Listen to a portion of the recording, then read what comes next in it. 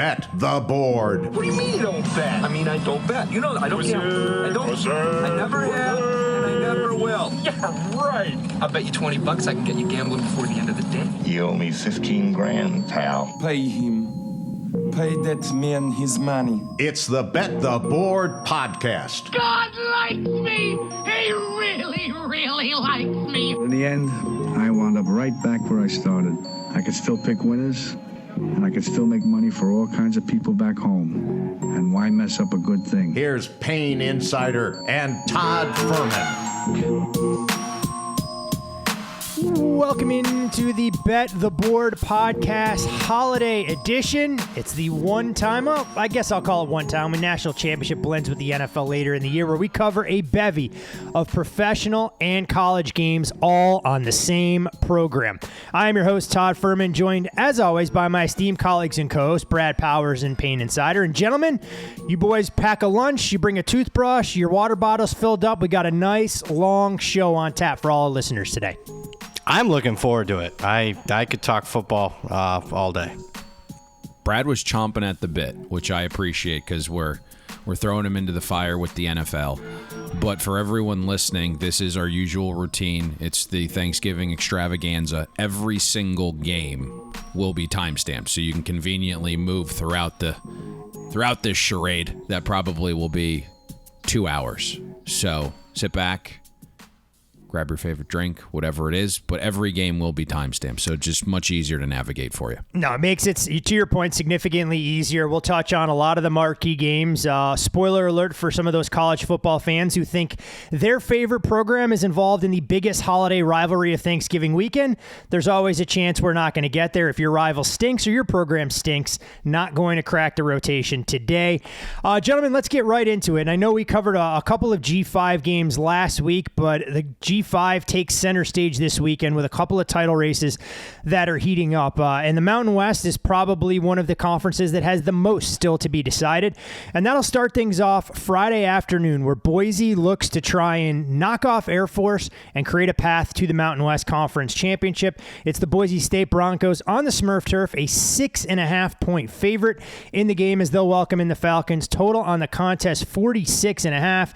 And if you look at some of the various scenarios, we'll get into UNLV and San Jose State a little bit later in the program. I hope all of you have pen and paper in hand, because there's a chance we may not actually know who's in the conference championship game until 24 hours after UNLV San Jose State is completed on Saturday, as there's a chance that they'll go all the way back to the BCS computers to figure this out. But for Boise State to get in, it's a must win in any of these scenarios to make the title game.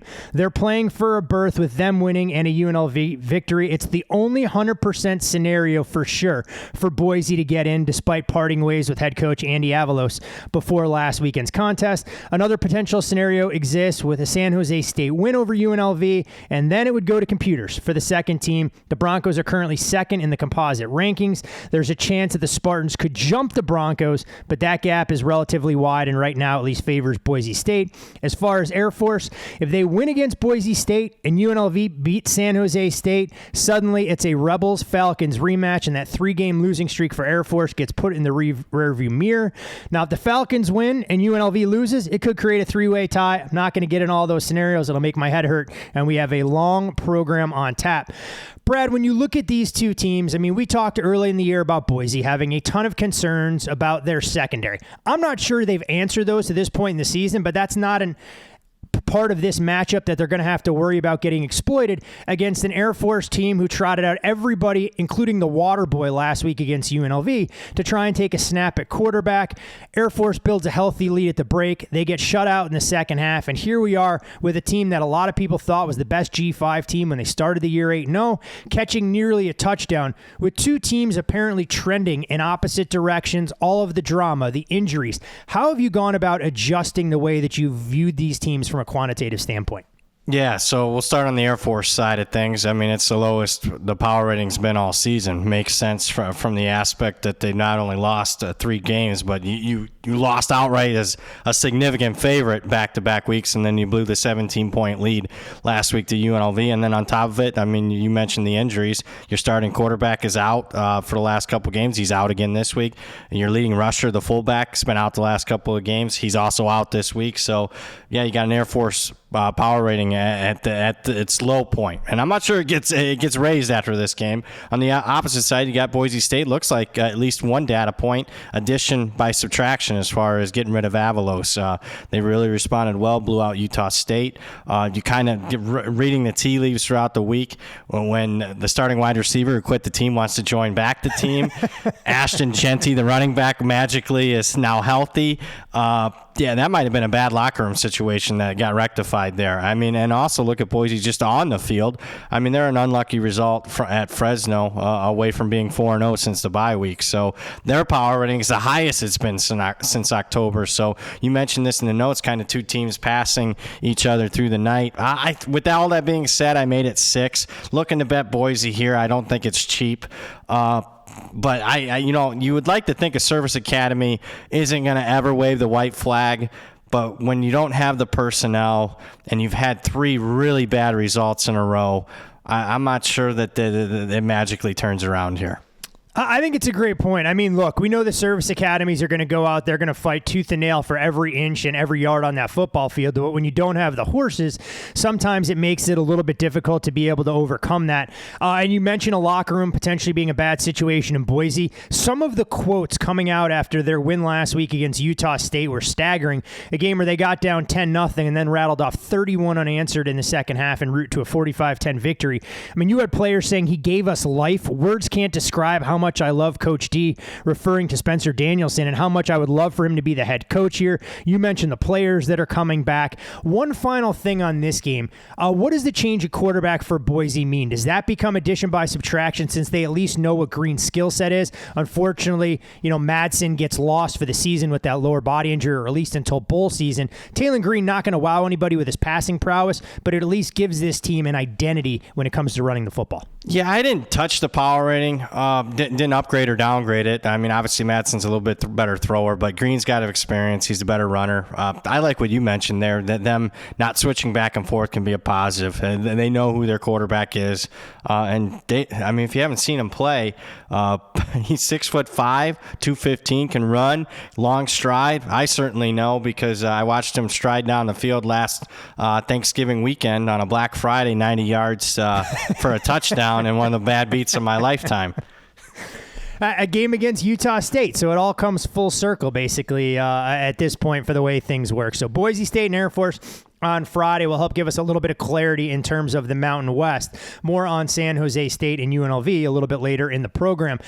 For the Mountain West, though, into the Pac-12, gentlemen, and the final game on Saturday night will pit Oregon State on the road in Eugene, taking on their bitter rivals. Oregon right around a 2-touchdown favorite, plenty of 13.5s out there in the market. 62.5 more or less the consensus, as these teams will play for the Platypus Trophy. Both have expressed interest in adding this game annually to the September schedule. We'll see if they can get on the same page, but you'd hope they can follow the blueprint of Washington and Washington State, extending the Apple Cup for another 5 years. It'll mark the 127th meeting, with what'll again be tied for the 4th most played rivalry between FBS programs, behind only Wisconsin, Minnesota, Georgia, Auburn, UNC, Virginia. Not since the memorable 2000 rivalry meeting when Oregon was ranked number 5, Oregon State number 8, and a New Year's Day Bowl was on the line has there arguably been more at stake. Oregon State hasn't won in Eugene since 2007 when they did so in double overtime. When you look at Oregon, they go to the conference title game with a win. If Oregon State wins and Arizona wins, Arizona is the improbable Pac-12 championship game combatant over Oregon, as Oregon State would be the highest placed common opponent in the standings, and Arizona beat Oregon State in Tucson earlier this year. When we look at the Beavers, apparently road Beaver, not nearly as favorable as home Beaver. 3 of 4 Pac-12 road games decided by one possession, including 3-point losses at Washington State, Arizona, and a 7-point win at Colorado. This is a bunch that has struggled away from Corvallis. We'll see if they can get it all together. When we look at Oregon State, 17-7 ATS over the last 2 seasons. Meanwhile, the Ducks, 8-2-1 against the number this year, a mark tied for the 5th best in the FBS. Brad, when we look at Oregon State offensively, their identity has always been run the football, lean on that offensive line, and allow DJU to provide a little bit of balance. You figured last week, playing in the elements, that it would favor Oregon State's preferred way of moving the football, but for stretches against that Huskies defense, they were unable to get on track. The defense did its part, pitching a shutout in the second half, but Oregon State couldn't muster enough on the offensive side. Do you think they have an opportunity to utilize play action and provide a little bit of balance against an Oregon defense that probably gets overlooked given how dynamic Bo Nix and the other side of the ball has been for Dan Lanning's bunch? No, I question Oregon State's ability to have success here. I'm giving the edge to Oregon's defense in this matchup. And let's talk about last week's game for Oregon State. You mentioned it. Should have been a perfect opportunity for them to establish their will on a questionable Washington front, to say the least. Outside of that one long drive they had in the second half, couldn't do it. I mean, only 3.7 yards per carry against Washington when you needed it most in a heavy rainstorm. And then I start looking at it, and you look at the best defenses that Oregon State's faced this year, at least in the Pac-12, UCLA, Arizona, Utah. They were not able to run the football consistently in any of those games, not topping 135 rushing yards in any of those games against those three opponents. So they haven't been able to do it, and I'm here to tell you, you mentioned it, Oregon's offense gets the headlines. Defense has been pretty solid. You're talking about a unit that's in the top 20 yards per play, yards per game, number 10 in points per game allowed. And what do they do best? They stop the run, only allowing 85 rushing yards per game and 3-point yards per carry in Pac-12 play so far this year. So, I mean, if the stats play out and Oregon State, struggles to run the ball like they have against good defenses in the Pac-12, that puts the ball in DJU's hands. And I'm here to tell you, I've seen enough where he's never gonna cross that bridge. I think it was an Elton John song where you either cross the bridge or you fade away. I thought he faded away into the Saturday night on that fourth down throw. I mean, we're talking about a kid that's only completing 57% completions. You thought that would have been better this year in the play action in a different offensive system. Just not there. So I don't see. I mean, they'll move the football. It's not like they're going to get shut out or whatnot here in goose egg, but I'm not sure that it's going to be enough, certainly, to keep pace with the other side of the football. One thing, Brad, not to put you on the spot, and I can always come back to you after we get to Payne and the other side of the ball, assuming Payne hasn't pulled out a pillow and taken a nap since we haven't spoken to him about 7 or 8 minutes. When you look at, I'm still just trying to process your beaver quote there. Home beaver, road beaver. Hey, now look, that you're married. As a married man, man, it's all the same. That's the way we kind of look at it at this point in time. But Brad, when we look at Oregon and what they've been able to do, a lot of people have talked about them as being one of the best teams in the country, trending up. If they were to take on Georgia, how close is that gap right now, given the current form of those two programs? I'd only have Georgia 3. I think a lot of people would be surprised with that. Yeah, definitely eye-opening. I mean, for people that go, the SEC this, that, and of course, Oregon may even need some help to get into the college football playoff. We've seen that number really balloon out on a neutral. Should they match up with Washington out here in Vegas next Friday, Oregon right around a touchdown favorite. Now, Payne, we mentioned the Oregon defense, but of course, Bo Nix leads a high-powered Oregon offensive attack. I mean, from a scoring rate margin of 59% of offensive drives, the only team in the country better than them is LSU. They scored on their first 6 possessions against Arizona State and quickly put any potential upset bid to bed. Early in Tempe, 545 yards of offense through the third quarter when the starters were still in the game. We look at Bo Nix. Last week became the 4th Power 5 player with 6+ passing touchdowns in the first half, joining illustrious company like C.J. Stroud, Joe Burrow, and Washington State great Luke Falk. Completion percentage-wise, he has a chance to break Mac Jones' record that was set back in 2020. A lot of what they do, though, is yards after the catch, but that's clearly by design as Will Stein has taken over for Kenny Dillingham. Oregon State defensively, I mean, this is a group when you look at what they've done at home, allowing 17.5 points per game, but on the road, they've given up 38. They gave up 40 to Cal, 27, 19, passing plays of 10 or more yards. They've actually been good in preventing the explosive, but clearly Oregon has an edge with their balance, even if Bucky Irving isn't quite at 100%, which is the engine that drives this ground game. Yeah, I feel a little bit better hearing you guys talk about this game because I wasn't quite sure about the early week Oregon State money. I didn't see it, and maybe I'm way off here. I think people will see Oregon State's defense pitching a shutout in the second half against Washington last week, right? This high-powered unit with a Heisman hopeful quarterback, and believe the Beavers defense is something it's not. And I went back and watched that game. The two best defenses Oregon State had last week against Washington in that second half, it's offense, which had that methodical drive and approach that Brad mentioned, playing keep away, only allowed Penix to possess the ball for 8 of the game's final 30 minutes. And the weather, right? Part of our breakdown last week about the weather conditions came to fruition, right? It was a touch windy. It was a massive downpour, right? Torrential rain. And that would impact a passing offense like Washington more than it would Oregon State's physical offense. And sure enough, right, it's a downpour, right? There's some gusts. You can see Penix is having a hard time gripping the ball. Washington's receivers are changing gloves, then they're ditching gloves altogether. And if you look, I mean, it's just like 18.5% drop rate on 27 targets for Washington's pass catchers, multiple of which are going to be in the NFL. So there was a little flukiness to Oregon State's defense, I thought, last weekend. You mentioned the difference between Oregon State when they're on the road. Lost to Wazoo and Pullman. That looks like a worse data point now than at that time, right? Taken to the brink by Cal despite extra time to prepare. Lost at Arizona. Pittle fucked around and performed below expectation at Colorado. There's also matchup advantages for Oregon's offense that I like. The Ducks can play bully ball, right? Top 10 in offensive line yards created. It's led to a top 5 rushing offense in both success rate and EPA per rush. Bucky Irving, I think, tries to give it a go. Jordan James, very capable back. Oregon State defensively, I think this is one of the more shocking things, right? Their front isn't as good in years past, outside the top 80 in rushing success rate and explosive run percentage allowed. The Beavers secondary has been well below average in both passing success rate and explosive pass percentage allowed prior to last week, where they get that boost because of the difficulty of the perception of Washington's offense integrated into their schedule. But again, I think those conditions played a large role there. Oregon's offense also forces defenses to tackle, whether it's the physical ground game or through the air.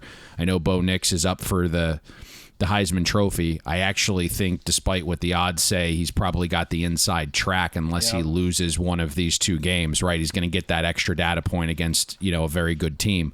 But you're looking, nearly 65% of Bo Nix's total passing yards have come after the catch, which means you have to be able to tackle. And Oregon State is graded out 131st out of 133 defenses in tackling. Weather looks good. Oregon's offense should be able to move it really efficiently here. And I think, as we talk about this game now, I saw yesterday this line creep down to 13. We're all, I think, sharing a brain here, so it doesn't shock me that as we're discussing this, Chris is now back to 14. Yeah, I mean, you look at it from a matchup standpoint, we know weird things can happen in rivalries, but the weird things that happen typically unfold with a team playing at home, and you saw that last year in Corvallis, where Oregon State looked to be outclassed for long stretches of that game. They get a bounce here, a bounce there. Suddenly they're able to pull off the upset despite chasing a 3-touchdown deficit in that contest. I'm not sure history repeats itself, and Oregon clearly in control, at least of their Pac-12 destiny. We'll see if chips fall the right way and the Ducks have a chance to play in the college football playoff should they win each of their next 2 games. On Friday afternoon, guys, a win and you're in scenario unfolds in New Orleans, where Tulane hosts UTSA for the right to go to the American Athletic Conference Championship game, and it's Tulane opening as a 3-point favorite, that number out to 3.5, the total 52, 52.5, even see some 51.5s in the market. Interesting storyline to follow in this game isn't necessarily football related. Tulane's been searching for a new AD. Willie Fritz said who he thought should be given the right to be the AD. University goes in a completely different direction, and if you believe some of the columnists down there, they think that may be one aspect that pushes Willie towards looking for other employment. We'll see if his name is involved in the coaching cycles with a potential quarterback as well that may transfer or should transfer in Michael Pratt. This, though, one of the best coaching matchups you'll see is maybe not just in the G5 level, but the entire weekend, with Traylor on one side being tied to Texas A&M and some other jobs as well, and quarterbacks who have done things the right way. One of those quarterbacks may have been in college since Payne was 18 years old, and Frank Harris, though, who holds pretty much every record a quarterback could in UTSA's brief 13-year history. And meanwhile, Tulane's Michael Pratt, most passing touchdowns in the history of the program, that's been at the FBS level for 119 seasons, going all the way back to the early 1900s. records. Tulane's only loss this year, gentlemen, came versus Ole Miss without Michael Pratt. Kai Horton started in that game. The 10-1 record is the best through 11 games since they went 12-0 back in 1998 and enter off a 24-8 win against FAU.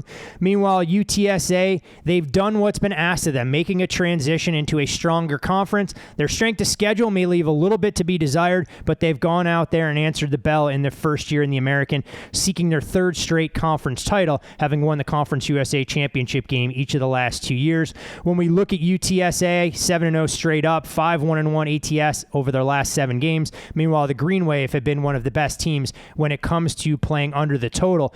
Brad, this is a UTSA team that looks significantly different when Frank Harris missed some time with that lower body injury, but starting to regain some of that swagger. How have you gone about adjusting the Roadrunners with and without Harris, knowing that, hey, look, the schedule leaves a little bit to be desired, but they're at least raising their level of play, taking care of inferior foes? Yeah, so, I mean, they're still overall, believe it or not, down about a point since the start of the season, which may surprise some considering the run they've been on. Now, since the end of the Tennessee game, getting Harris back, winning 7 consecutive games, I have upgraded their power rating since that point, about a touchdown, 7 points there.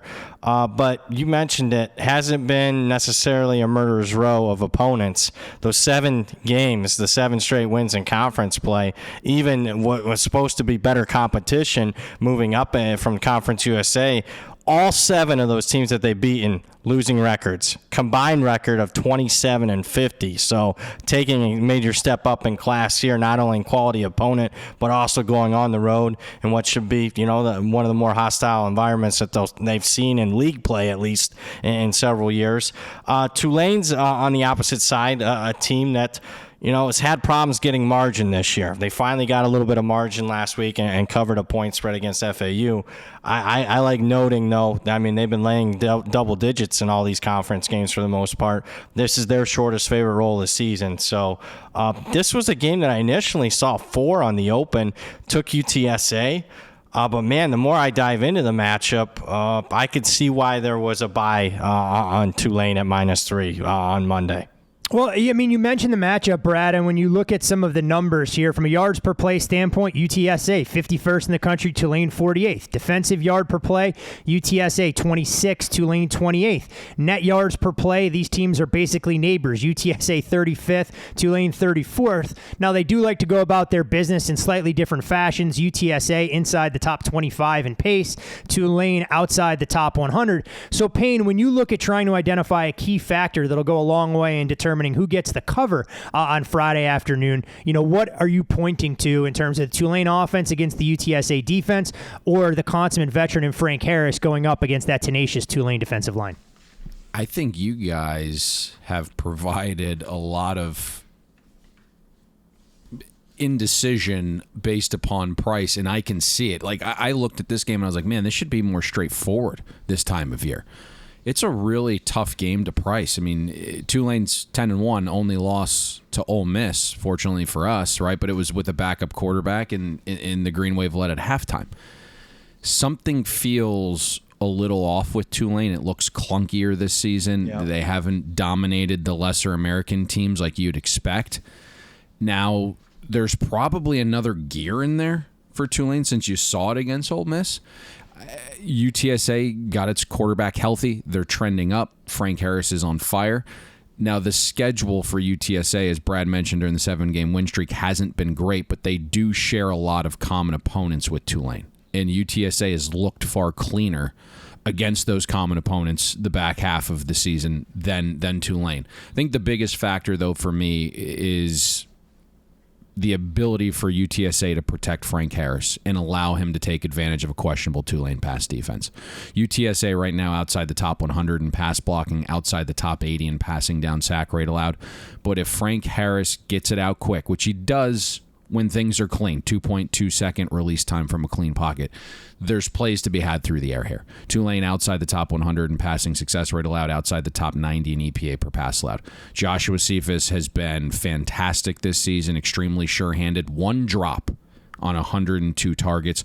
We do have to monitor the injury that could impact part of this matchup. Tyke Ogle-Kellogg, you mentioned he wasn't on the depth chart yesterday. To me, suffered an ankle foot injury for UTSA on the 33-yard touchdown last week, hobbled off the field. But if he is able to go, that would be massive, right? 6'5", 230 pounds, matchup nightmare, pass-catching tight end. But that, I think, is an important one to monitor. My guess is it sounds like he's trending more towards out, and maybe that's why we saw a little bit of Tulane money. What's interesting here, Todd, is similar to Brad. He mentioned he took 4. I have heard all week that the side was going to be UTSA. That move yesterday felt very real, going from soft 3 out to flat 3, even some juiced situations there. This is certainly a step up in class for UTSA. It's certainly going to be a hostile environment. And if they can't protect Frank Harris, I'm not sure they're going to be able to do it. So I've kind of somewhat cooled on this one, but I initially thought we were just going to see nothing but one-way action for UTSA based upon all the information I was getting behind the scenes. You mentioned some of the protection issues for UTSA, and I think what's interesting when you look at Frank Harris over the last couple weeks, knowing he was dealing with a lower body injury for a good portion of the season, he started to show a little bit more burst as a runner that we grew accustomed to. Each of the last 3 contests has at least one run of 30-plus yards for the first time all season last week. Goes for 100-plus against USF. Why is that important? Because if things are going to break down around you, the quarterback's legs to keep them on schedule can go a long way. One other injury you mentioned in the receiving room to keep tabs on for UTSA is in the backfield. Kavorian Barnes, the team's leading running back, has been out since early November. Was listed as RB1 on the depth chart, though, so you're going to want to monitor his status to see if he gives them a little bit more balance for the biggest game in program history and a chance to go to the conference championship, most likely opposite SMU, should they win outright as nearly a 3-touchdown favorite against SMU over the weekend. From Friday into Saturday, though, gentlemen, and the game, not just in the Big Ten, but maybe in the entire country this weekend, for Ohio State and Michigan. Michigan, a 3.5-point favorite. Total in this contest, 46.5. There is a 45.5 out there. Number opened as high as 47. And when you look at these two programs, it becomes the second straight meeting with both teams entering unbeaten before 2022. That's something that hadn't happened since 2006. Michigan, they haven't won consecutive home meetings since 1997 to 1999. Ohio State 8-3 at the Big House since then. When you look at Michigan, they're looking for 3 straight wins in the series for the first time since 1995 to 97. Ironically enough, the last of those 3 years was the last time Michigan won a national championship. When we look at these two teams, they like to do business the same way, both on the defensive side. First and second in scoring defense would both be on track to be the first programs to allow single-digit points per game over a complete season since Alabama accomplished the feat back in 2011. When you look at where they are from a yards per play standpoint, lowest percentage of opponent drives resulting in points. I mean, they check all the boxes for some of the various metrics. And the one question that's overarching, when I look at this game, what is the impact of Jim Harbaugh not being on the sideline should this game be close late? So, Brad, I think that's a logical place to start. I know we don't talk about a quantifiable impact from a head coach, but clearly in a game of this magnitude, if it's tight deep in the fourth quarter, you'd love to have the CEO of your program there to make some of those business decisions. Yeah, I mean, for the most part, provided Harbaugh has been with the team, with the game planning and the coaching and practices all week long, game day shouldn't matter as much. However, with that being said, I mean, obviously the expectation is it's going to be a competitive game, and it might come down to a decision or two, whether it be a fourth down, conversion or attempt.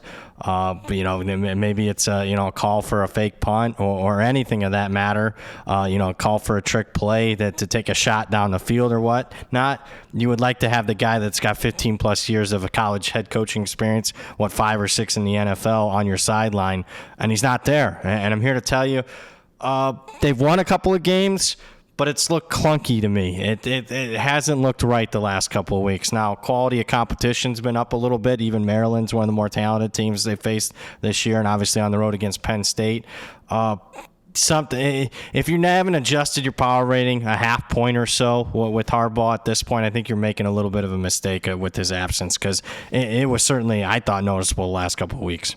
It's a fair point. It's one of those things that's always difficult because we can identify what players are worth the number, but trying to at least contemplate what kind of intangible value a head coach brings, especially in a game like this, goes a long way. But we can start, Brad, with the Ohio State offense against the Michigan defense. We know how prolific Ohio State has been this year, not as dynamic as in the past with a quarterback like C.J. Stroud. But I think what's interesting is Ohio State right now is trending in a very positive direction. And some of the quotes coming out of Columbus this week suggested just that. Having Trey Henderson back helps the whole offense. You get Cade Stover returning healthy, Ibuka in the receiving core opposite Marvin Harrison. And the one thing that was interesting from Kyle McCord, he said playing at Notre Dame earlier this year definitely helped and feels like it's going to carry a lot of weight preparing for the kind of hostile environment they're going into. Kyle McCord, though, was rolled up last week against Minnesota. Now, he's not the most mobile quarterback to begin with, was able to finish that game. Marvin Harrison going to be a nightmare for any opposing defensive coordinator. But TreVeyon Henderson, 100-plus rushing yards in 4 of his last 5 games, started to really get on track, forcing teams to at least respect some of the balance. Matched up against the Michigan defense that has been the strength of this unit all year, Brad, do you see a decided edge for the Scarlet and Gray on offense or the Maize and Blue on defense? I give more of the edge to the defensive side of things. Let's talk, the key to the game for me, outside of the absence of Harbaugh, if it does have an impact or not, is Kyle McCord, the Ohio State quarterback. Stats says he's been good. You're talking about number 8 in QBR, number 15 in weighted EPA per play. I don't know how to quantify the eye test, but I've watched a lot of Ohio State football. I personally am not sold yet. And I'll give you 2 examples of plays in games where I think his confidence is totally different had he not been fortunate. Number 1, the dropped interception late in the game, in the game-winning drive against Notre Dame. Should have been an interception. Wasn't. They don't win that game. What's his confidence level? Also, go back to the Penn State game. Early in that game, there's a defensive touchdown. It's Kyle McCord's fault. He was loose with the football. It gets called back via penalty. If you saw his eyes after that play and the way he was breathing, very fortunate that was called back because he's been fine, but any 95% of college football would take his stats, but comparing him to the other Ohio State quarterbacks the last 5-6 years, there has been a downgrade. But you mentioned it though; they have been trending better, and I think a lot of it goes to getting a healthy TreVeyon Henderson. Makes a difference in the run game. Last 4 weeks hasn't been overwhelming if you're comparing it to previous Ohio State rush offenses, but still 178 rushing yards per game, 5.2 yards per carry the last 4 weeks. Prior to that, the 7 weeks prior, 127 rushing yards per game, 3.8 yards per carry. So he's been a difference there, and again, he's hit when the offense hasn't been hitting on all cylinders. He's given them that explosive in the run game, whether it was against Wisconsin, the long touchdown run against Notre Dame, hell, even the long touchdown run to open up the second half last week against Minnesota. So he has given them some more balance there. I'm wondering how much they're going to really go towards Marvin Harrison. Obviously, he was targeted big time in the Penn State game in their most, one of the biggest games of the year. You would expect Michigan to have a little bit better game plan in defending that, playing off of him like they were on some of them slant routes than what Penn State did. So I'm looking maybe Cade Stover is a guy, on the road, quarterback's best friend. Cade Stover is having one of the best single season performances of any tight end in the history of Ohio State football. So that's somebody that I would at least feature if I'm calling plays. Another major question I have here is the offensive line. Keep in mind, this was an offensive line that had major questions coming into the season. There was a reason why they went out to the transfer portal and got 2 guys post-spring. They felt concerned. They had some concerns there.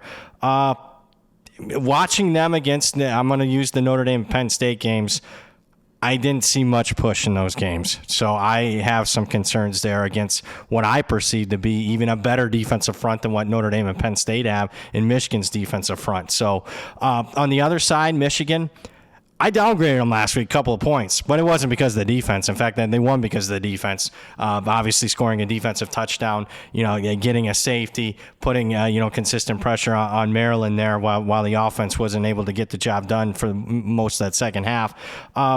A little bit of concern, though, was Penn State was able to run a little bit on Michigan, but obviously Michigan made them one-dimensional in that regard.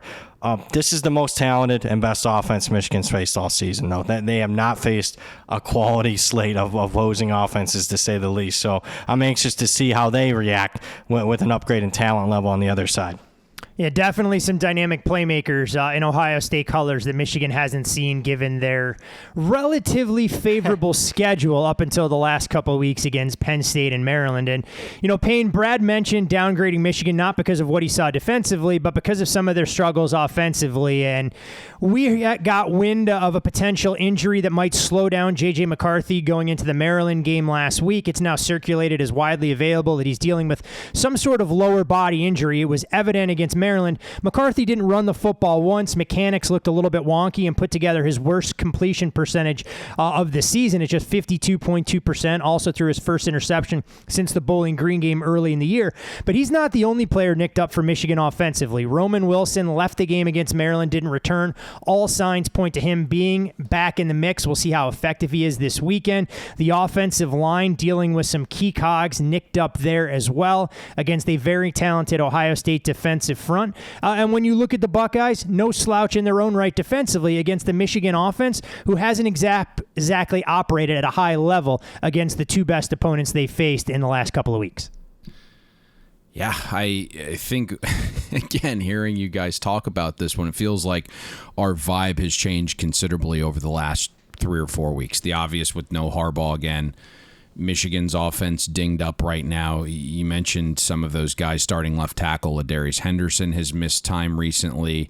Tackle Miles Hinton left the Maryland game last week. Roman Wilson, who leads the team in everything, right? Targets, yards, touchdowns, is averaging 3.2 yards per route run, was injured early in the Maryland game, and then he was seen in street clothes.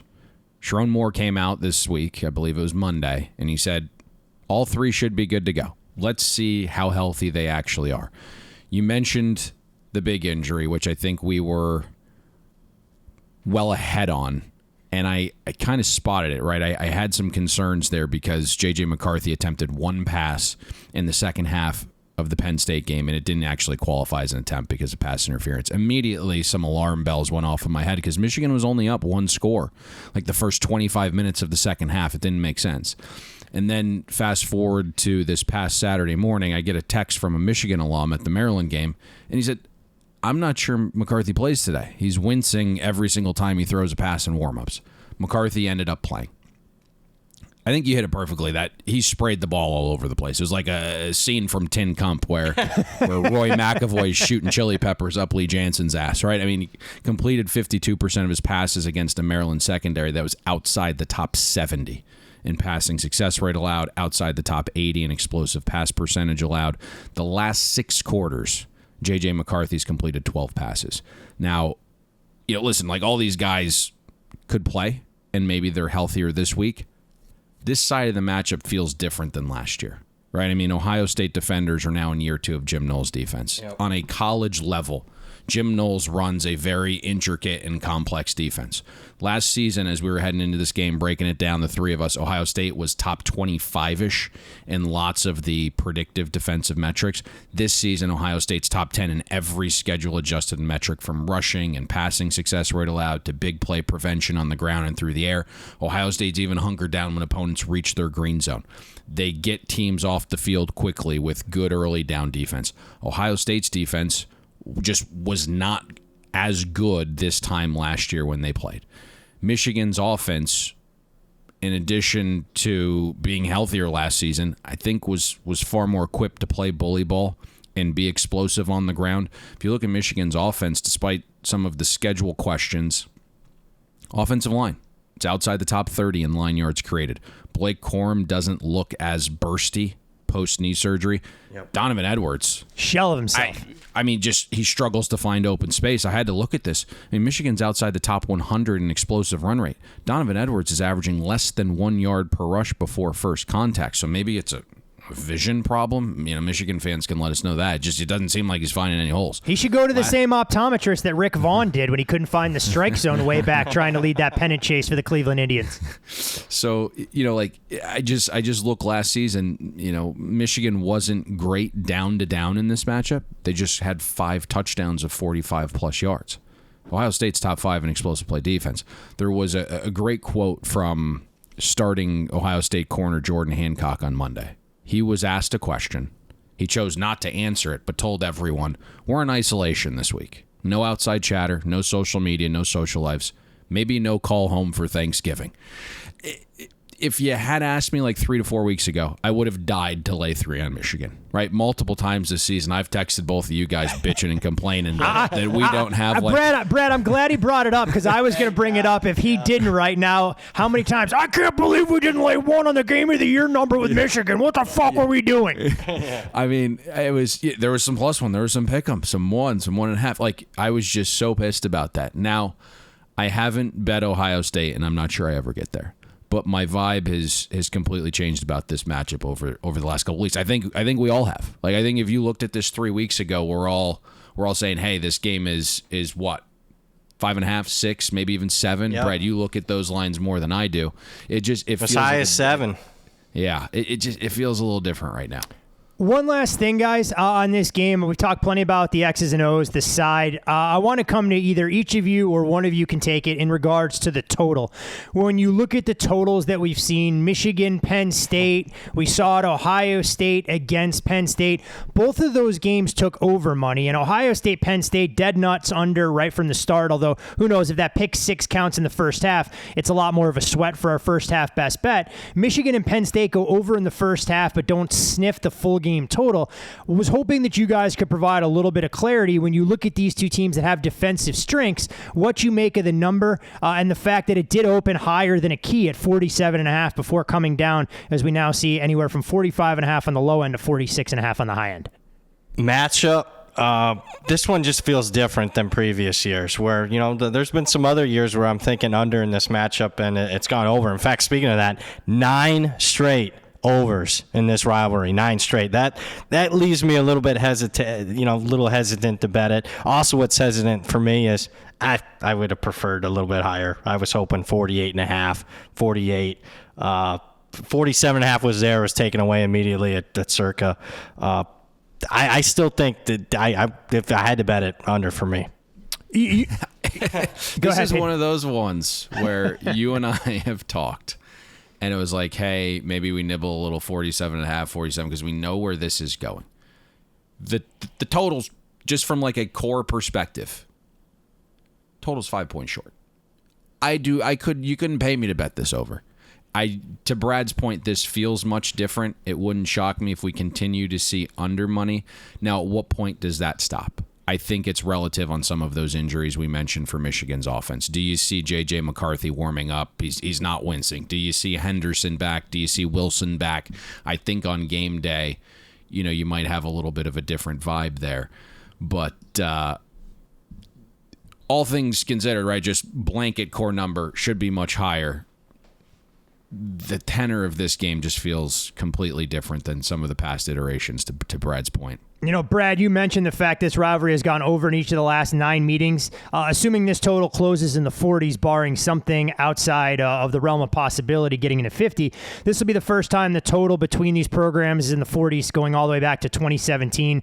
And when we look at the lowest total in the last 10 meetings, that number was 44.5 back in 2016. The game ended up with 57, but it took overtime to get there. So always interesting when you look at the dynamics in terms of the way some of these series have gone, but clearly there's no C.J. Stroud under center for Ohio State in this matchup, and Michigan's ground game leaves a little bit to be desired compared to what we've seen each of the past couple of years. The Sunshine Showdown, guys, looks a little bit different this week than it would have had we previewed this same game at this very time a week ago, with Florida State and Florida both entering with backup quarterbacks. Florida State nearly a touchdown favorite, a 6.5-point chalk for their trip to Gainesville. Total on this game sits at 50, and we saw with the playoff rankings reveal Florida State falls to number 5. Mike Norvell, no reason to panic. Win out, go 13-0.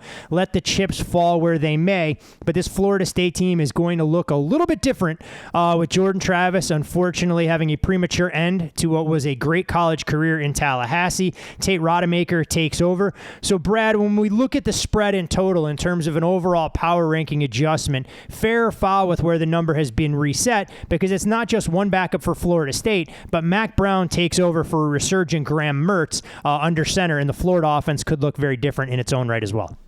I thought fair. I thought actually Circuit did a good job. I was wondering, I was greatly anticipating and hoping to get a Florida ticket. What was my goal at above a touchdown was never there. It was 7. A little bit early money on Florida. I got that, but I didn't get there.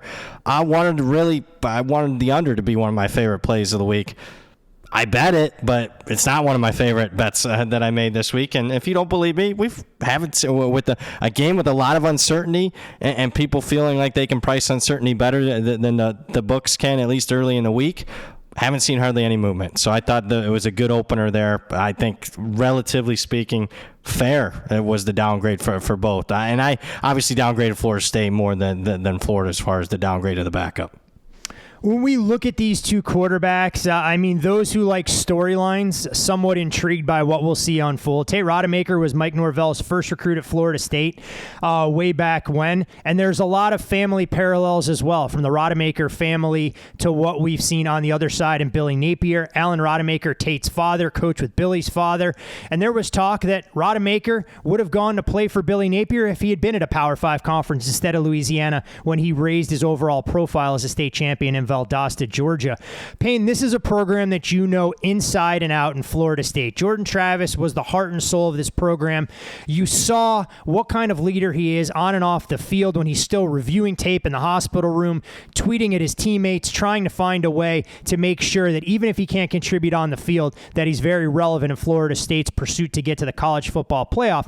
But it's tough to replace what he means as a distributor, as a facilitator, compared to the skill set of Tate Rodemaker. But Florida's defense, not exactly going to provide very stiff resistance in the grand scheme of things. They're playing a glorified Matador defense of late, allowing 33-plus points in 5 straight for the first time. And up until last week, where they slowed down Mizzou, and I put that in quotation marks, was the first time that they allowed 35-plus points in 4 straight games, as the Florida stop unit has been besieged by injuries. Only because this podcast is going to go potentially 2.5 hours now. As I time this thing, we can bust some balls. I'd feel much better as a Florida State guy if Mac Brown was out there for Florida instead of Max Brown this week. Max Brown. Look, I got a feeling Max Brown is going to run that zone read as effectively. Max may be a little bit more athletic. I feel like Mac at this point in his career would be a pocket passer. But, Max in his own right was one of the first recruits that Billy Napier brought coming in from Tulsa, Oklahoma. So Tate Rodemaker, you hit perfectly. 4th-year junior, son of a coach. He actually has straight line speed. If you look at some of the digital software that Florida State has, in straight line speed, he's faster than Jordan Travis. He's got a big arm. It comes with this elongated release. He won Player of the Year in the state of Georgia, which you mentioned. Doesn't always see it well or throw with anticipation. Also a little concerning. Tate's been in the program 4 years and twice turned the wrong way to hand a football off against North Alabama last week. In saying that, right and left are difficult. If you don't put it on your hands with a felt tip marker, sometimes it can be tricky to figure out. It's like Georgia's crib notes there. Anyways, in saying that, he's vastly improved from 2020 and 2021 when defenders were nicknaming him Pick 6 Tate. I would fully expect more RPO game for FSU's offense. That's what Tate's comfortable with. You'll see outside zone runs, pulling runs. If you're going to run, you have to attack UF on the edges and not up the middle where you got big fellas like Jackson, Banks, McClellan, and Watson who all go 325 plus. Florida State's run game hasn't been as efficient down to down. Their O-line hasn't found the perfect 5 all season. It's beat up right now. It's not just Jordan Travis, right? The O-line has a lot of guys gutting it out right now. If Maurice Smith can't go, And you're probably better starting a healthy Darius Washington at center. You're now forced to likely rotate 2 left tackles and Bless Harris and Rob Scott because neither's 100% and it might not be able to handle a full load there. The positive for Tate is that Keon, Johnny, and Jaheim Bell are all getting a touch healthier. Tate has a massive arm, stronger than Jordan's, and Florida is outside the top 100 in explosive pass defense. We saw when Jordan went down last year, Tate enjoys, right, the big body, the large catch radius of Johnny Wilson. Tate has also been middle school and high school teammates with Jaheim Bell, so there's some familiarity there. Florida's also dealing with some injuries themselves, right? You got the left tackle, Austin Barber didn't play last week. Right tackle, Damian George, was forced to move to left tackle, and then he went down and didn't return. Max Brown has been in Florida's system for 2 years, far more mobile. It'll be a lot of zone read. He's certainly a better system fit, I think, for Billy Napier, but this is, to me, the biggest factor of this game. FSU has struggled against mobile quarterbacks in recent years, specifically last year. Obviously, the disaster at Boston College where he kind of fell asleep late after being up 31-10. But if you looked through 4 games this season, FSU had allowed the 5th highest percentage of rush yards to come by the way of quarterback runs among Power 5 defenses. Since that time, certainly better. Drone had one long run for Virginia Tech that went 40 yards, aided by a missed crackback block. Drone's 13 other carries went for an average of 3 yards. Now, there's some noise in some of the improvement, right? Babers effectively punted on the game. Garrett Schrader wasn't healthy. FSU loaded the box. They saw the same principles the week prior against Virginia Tech. We know Riley Leonard was compromised health-wise. Kalen DeLoach, FSU speed linebacker, missed last week against North Alabama. He's trending up for this game. He's usually the spy. I want to say FSU will be a little bit better stopping QB runs than they were last season. I also think Max Brown had the benefit of catching Missouri off guard last week. For sure, You get randomly inserted into the game in the fourth quarter. How long did Missouri prepare for Max Brown? Probably not a lot. I'm going to go not at all, actually. Yeah. Florida State will certainly have to tackle better in this spot. We know Napier loves the wide receiver screen game. FSU's best tackling corner, Renardo Green, who converted as a safety, left last week's game, was seen with his arm in a sling, so that's probably something to think about as well. There's just so many moving parts in this game, right? Injuries galore, rivalry game, the swamp at night. You couldn't pay me to lay it here. But FSU has proven to be a really resilient group. I think that's why, the loss of Jordan Travis was difficult in the moment. Like the outside world, if you're a fan of college football or you're a bettor, you hate the brand or you look metrically and it's not up to snuff in a couple areas, so you kind of label them overrated or a fraud. I think I told Brad from the onset of this season, when fully healthy, this is a team that's somewhere in the 6 to 10 range, and that they'd need like a down year from the big boys to be able to get to a college football playoff. Not even win it, just get there. I think maybe because Florida State had like a 4 in front of their name for most of the season, people think it to be a little bit different, right? This isn't the 1993 team. This isn't the 2013 or even like the 2014 team. This is a group of basically like try-hard guys, high character, work ethic guys who kind of created this family environment. I mean, you mentioned some of this, but like the 93 and 2013 teams weren't. No, I said that jokingly. You don't get the nickname Free Shoes University, Brad, because you're out there for camaraderie and to hold hands and sing Kumbaya together. Well, there was a good environment there, but yes, I mean it was a little different, right? It was just far more talented. Like, I mean, Jordan Travis almost quit football because he couldn't throw the ball without it wobbling like 2.5-3 years ago. There isn't an NFL prospect along the O-line. Trey Benson had a horrific knee injury. Not even Mario Cristobal wanted him, and he was under his nose at Oregon. Johnny Wilson, when he entered the transfer portal, had an offer from FSU and an offer to walk on at Oregon State. That was it. Jared Verse went to Albany. Like, the fan base wanted Jerry Jones gone in 2021. He's worked himself into being one of the best corners in the country. There just aren't many elite difference makers. What I will say, though, is it's very clear this team's overcome a bunch personally and has, again, proven to be a little bit resilient here. I can tell you practice has been quite intense, very fiery the last couple of days. The guys are playing for a higher purpose right now. All the goals are still in front of them, and those goals were winning 10-plus regular season games, winning the state title, beating Miami and Florida, making the ACC championship game. Anything past that was icing and sprinkles. So it may not look pretty, but this program is going to be thrilled with 2 wins the next 2 weeks by a combined 2 points. And that's very much the vibe internally there. It makes a ton of sense. Still everything in front of them to be accomplished so far this year. It'll just be with a different man under center. And the final thing I'll add in this game, Brad, you know what movie came out in 1993 right around the time that those Florida State teams had built that family atmosphere? Wasn't Rudy about Notre Dame. It was a certain program, if I recall. No, it was not Rudy. No resemblance whatsoever to any program at the time. Nope, not to the colors, not to the personalities, or anything that was used in that fine sports movie back in 1993 that shall remain nameless, at least in theory, to try and preserve the integrity of what Florida State had built in Tallahassee and the Panhandle. We normally delve into the non-Powers 5, and while we have a massive slate of games in front of us this week, that's not going to stop us breaking from tradition. So, Brad, when you look at the landscape this weekend, it's littered with a lot of rivalry games, so much to be played for, bragging rights going into the off-season. Where will some of our travels take us this weekend? It's a MAC country, my neck of the woods, the conference where I graduated from. We're going to take a home underdog here that's been playing their best ball this season. We're going to take Ball State, take the 6.5 here. What am I seeing with Ball State? I just mentioned it. They're playing their best ball. Don't believe me? They've covered 5 games in a row. You go back to the start of the season, though. This was a team that played Kentucky and Georgia to start the season. I've watched those 2 games. They actually fared okay in both of those. But what happened was they got beat up, playing a couple of physical FCC teams, got banged up, and then that had a cumulative effect, down late September, early October, where they got blown out by Georgia Southern and Western Michigan.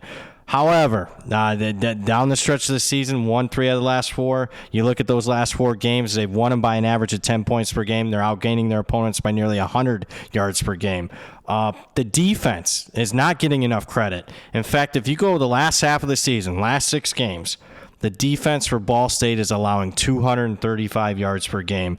You stack rank that in the country, number 1 with Michigan, it would be tied in. So we got a home underdog here catching nearly a full touchdown with a really good defense. I love defensive home underdogs. On top of it, I got to question Miami's motivation here. They got the MAC championship game on deck. They're already locked into that one.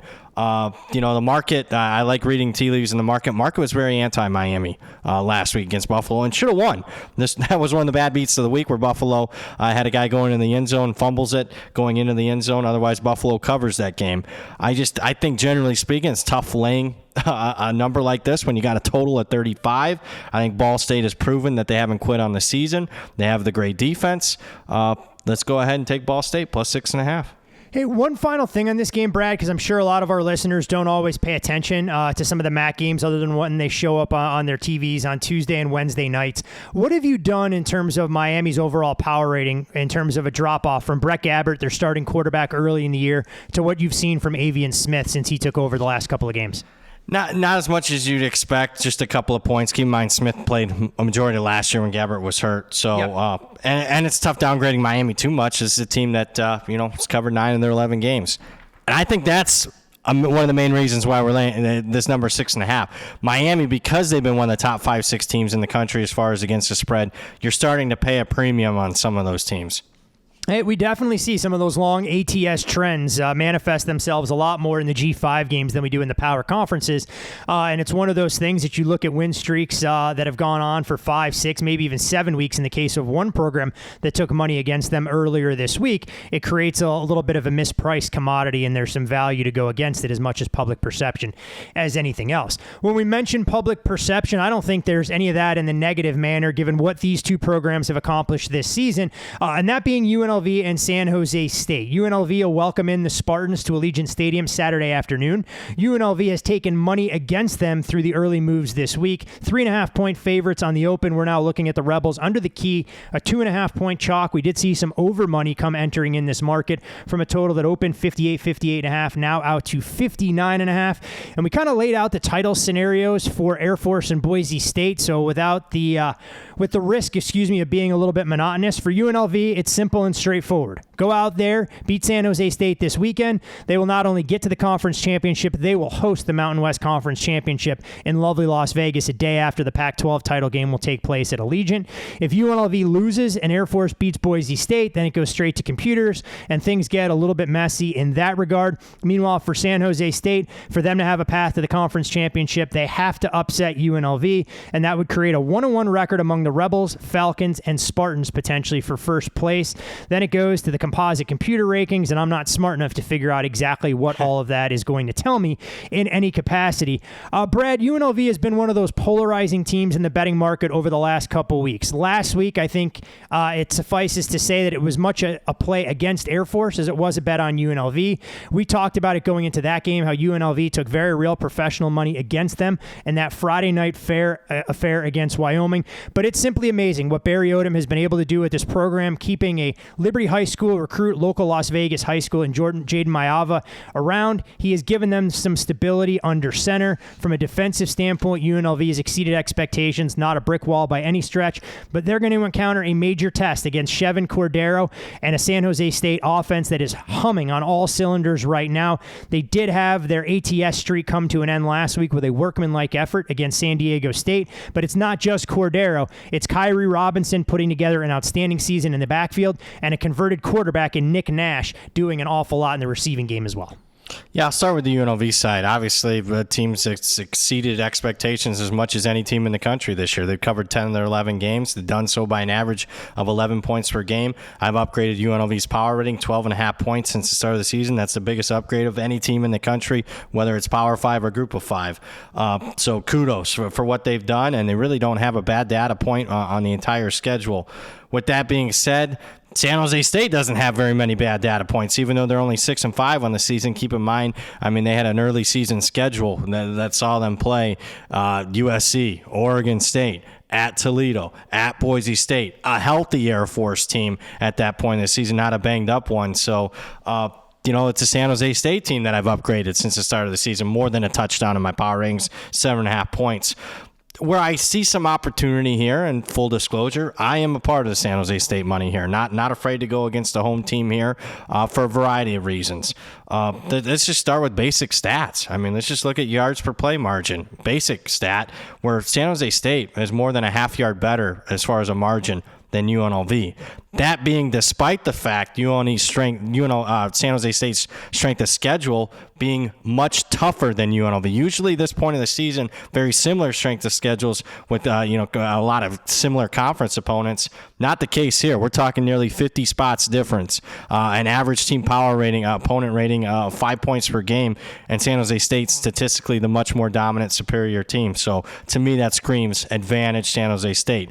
Also, I'm anxious to see how UNLV, this is a program playing in their biggest home game in school history. How do they handle a lot of the outside noise? I'm hearing rumors that the offensive coordinator might have been interviewing for jobs this week. Maybe not necessarily 100% locked in. I would say all hands on deck, all hours on deck for this game. Not sure that's the case here. And then also, the point spread says it's going to be a tight game. Give me Cordero, the 4-year-plus starting quarterback dating back to his days at Hawaii versus a freshman quarterback. If you need a score with a game on the line, I'll take the best player in the Mountain West. I like San Jose State quite a bit here. Some people would say this UNLV resurgent season is a direct response and a reflection of Brad Powers not renewing his season tickets for the Rebels, citing poor parking and game day logistics as impacting that decision-making process. But to your point, Barry Odom has done an outstanding job stabilizing this program. You can understand why some of their coaches are hot commodities right now. But when push comes to shove, you have a player that's been in college for a while at multiple programs that is capable of taking games over at a moment's notice. And we're seeing some of that from Coach Brennan's bunch, as the season could have easily been derailed early on for San Jose State in the wake of what we saw in the second half against Air Force. They've looked like a completely different team. And who knows how much better the season could have been, even for them, had they not squandered a pretty substantial lead against Boise State early earlier this campaign as well. So should be a fascinating game, one of the biggest in UNLV program history, as they'll look to try and get to a conference title game, something that has eluded them for quite some time. Interesting note, too, on UNLV, Brad, I was reading some headlines this week. They bring Randall Cunningham back to the athletic department, but it's not to be involved with the football program. Apparently, Randall coming back to work with the track and field athletes. So, maybe they can find a way to sneak him into the huddle for a trick play or two if UNLV really wants to get over the hump. Not quite sure he's got that same foot speed, though, he did as a member of the Rebels back in the early 80s and with the Philadelphia Eagles. All right, guys, from a G5 game in the Mountain West, we'll stay on the West Coast in the Pac-12, where we get another installment of the Apple Cup, and it's Washington, a 16-point favorite in their annual showdown against Washington State. Total on this game, 68. Marks the 115th rendition of the rivalry. And, sometimes in college football, the NCAA, all of us as fans as much as bettors bitch and moan about things, but I was thrilled to see cooler heads prevail, and this annual tradition will be safe for now. The school has announced a 5-year extension of the series next year, starting with a neutral game in Seattle at the Seahawks Stadium, followed by 4 straight on-campus meetings through 2028. So kudos to both of those programs for doing what's right. You'd like to see these rivalries, even if they're playing in different conferences, continue.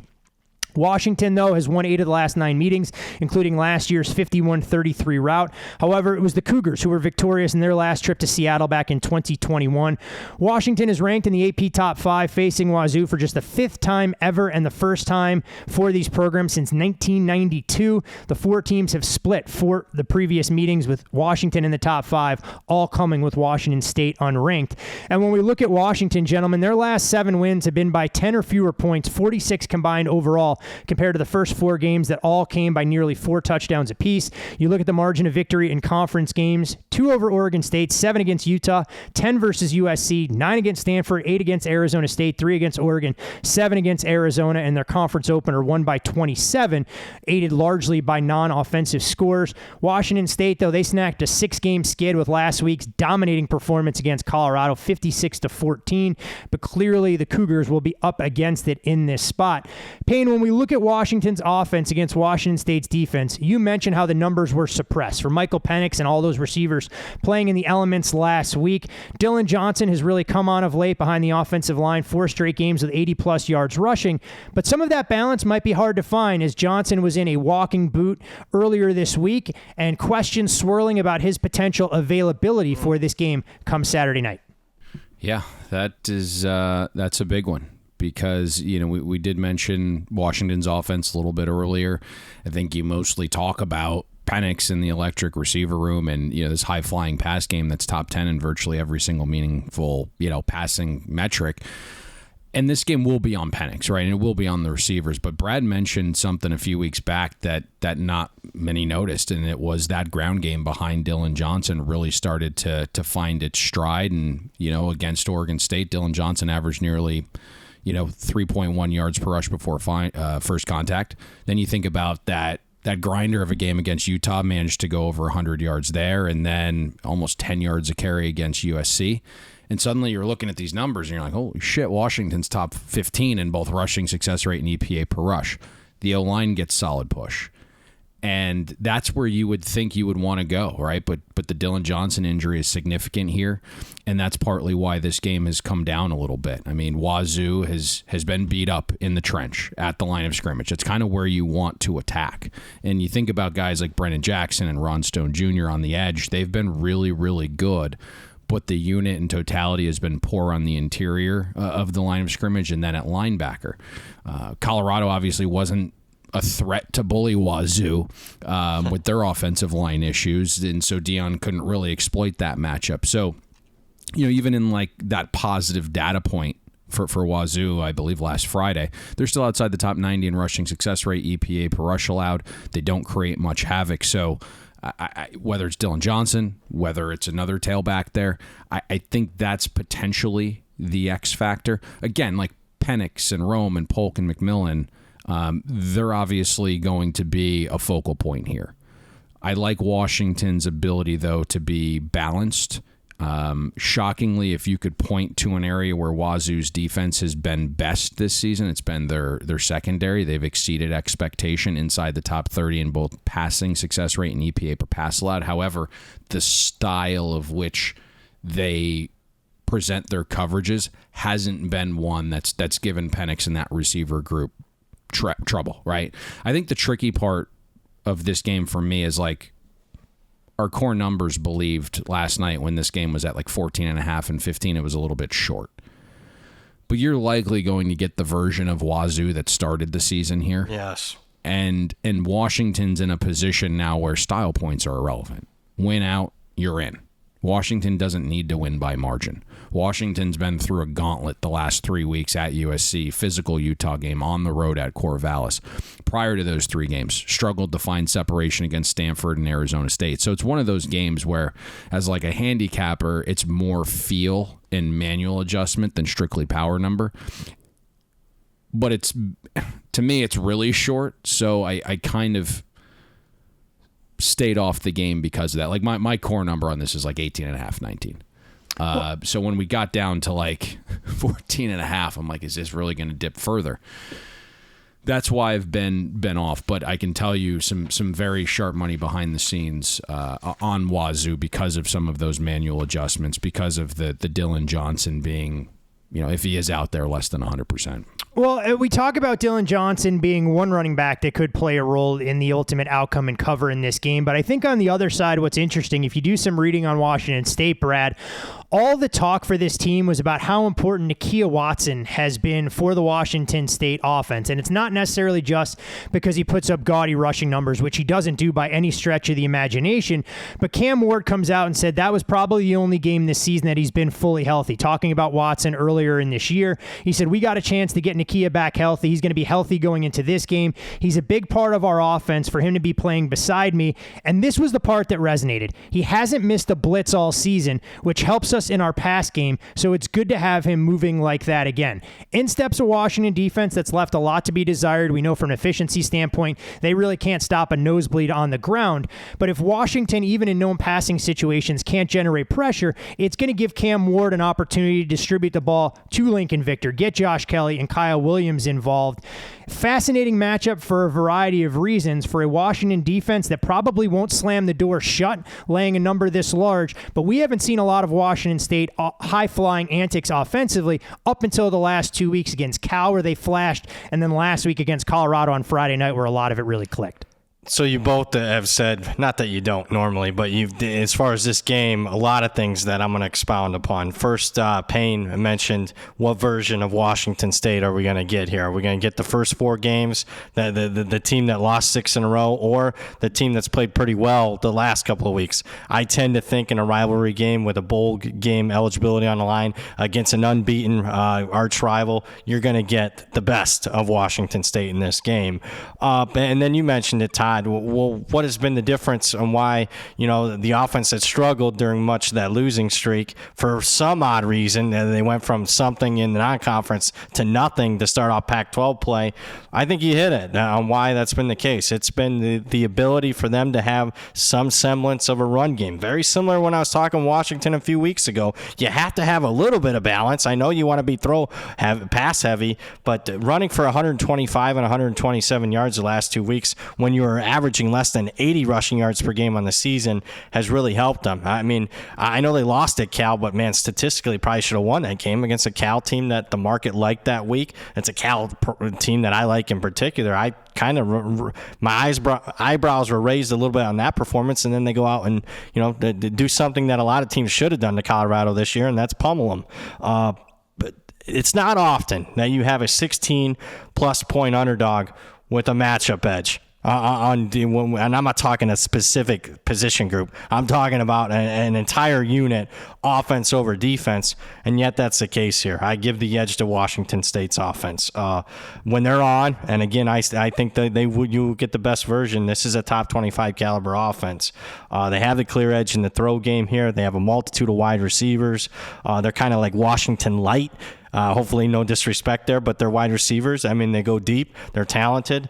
The defense has actually played better the last couple of weeks a little bit, especially against a banged-up Colorado team. But if Cal and Stanford are able to throw on Washington's defense, I think Washington State will be able to do so. And look, Washington's defense statistically looks okay last week, but I think weather played a major factor in that. And I think Cam Ward's a better passer than DJU. So I'm giving the edge to the Cougars here. This is one where I agree with Payne. Core number says 17.5. It says about Washington. My gut tells me Washington State's the clear side here. These are the kind of games that you love to see on Rivalry Weekend. I mean, Washington State, a chance not just to play spoiler for their bitter in-state rival, but State needs this game to get to 6-6 to be bowl eligible. It's a team who's gone through a lot of trials and tribulations so far this year. Amazing to think Washington State firmly inside the top 15 earlier this year when they had upset Oregon State at home, and now just fighting to play game number 13 on their schedule and send Washington State packing, well, at least to the Pac-12 championship, but without college football playoff aspirations. Speaking of rivalry games where one team would love to spoil another season, it's our annual installment of the Iron Bowl, and it's Alabama now a 14.5 or 15-point favorite in some locations for their it's not biannual. Yeah, biannual. I don't know.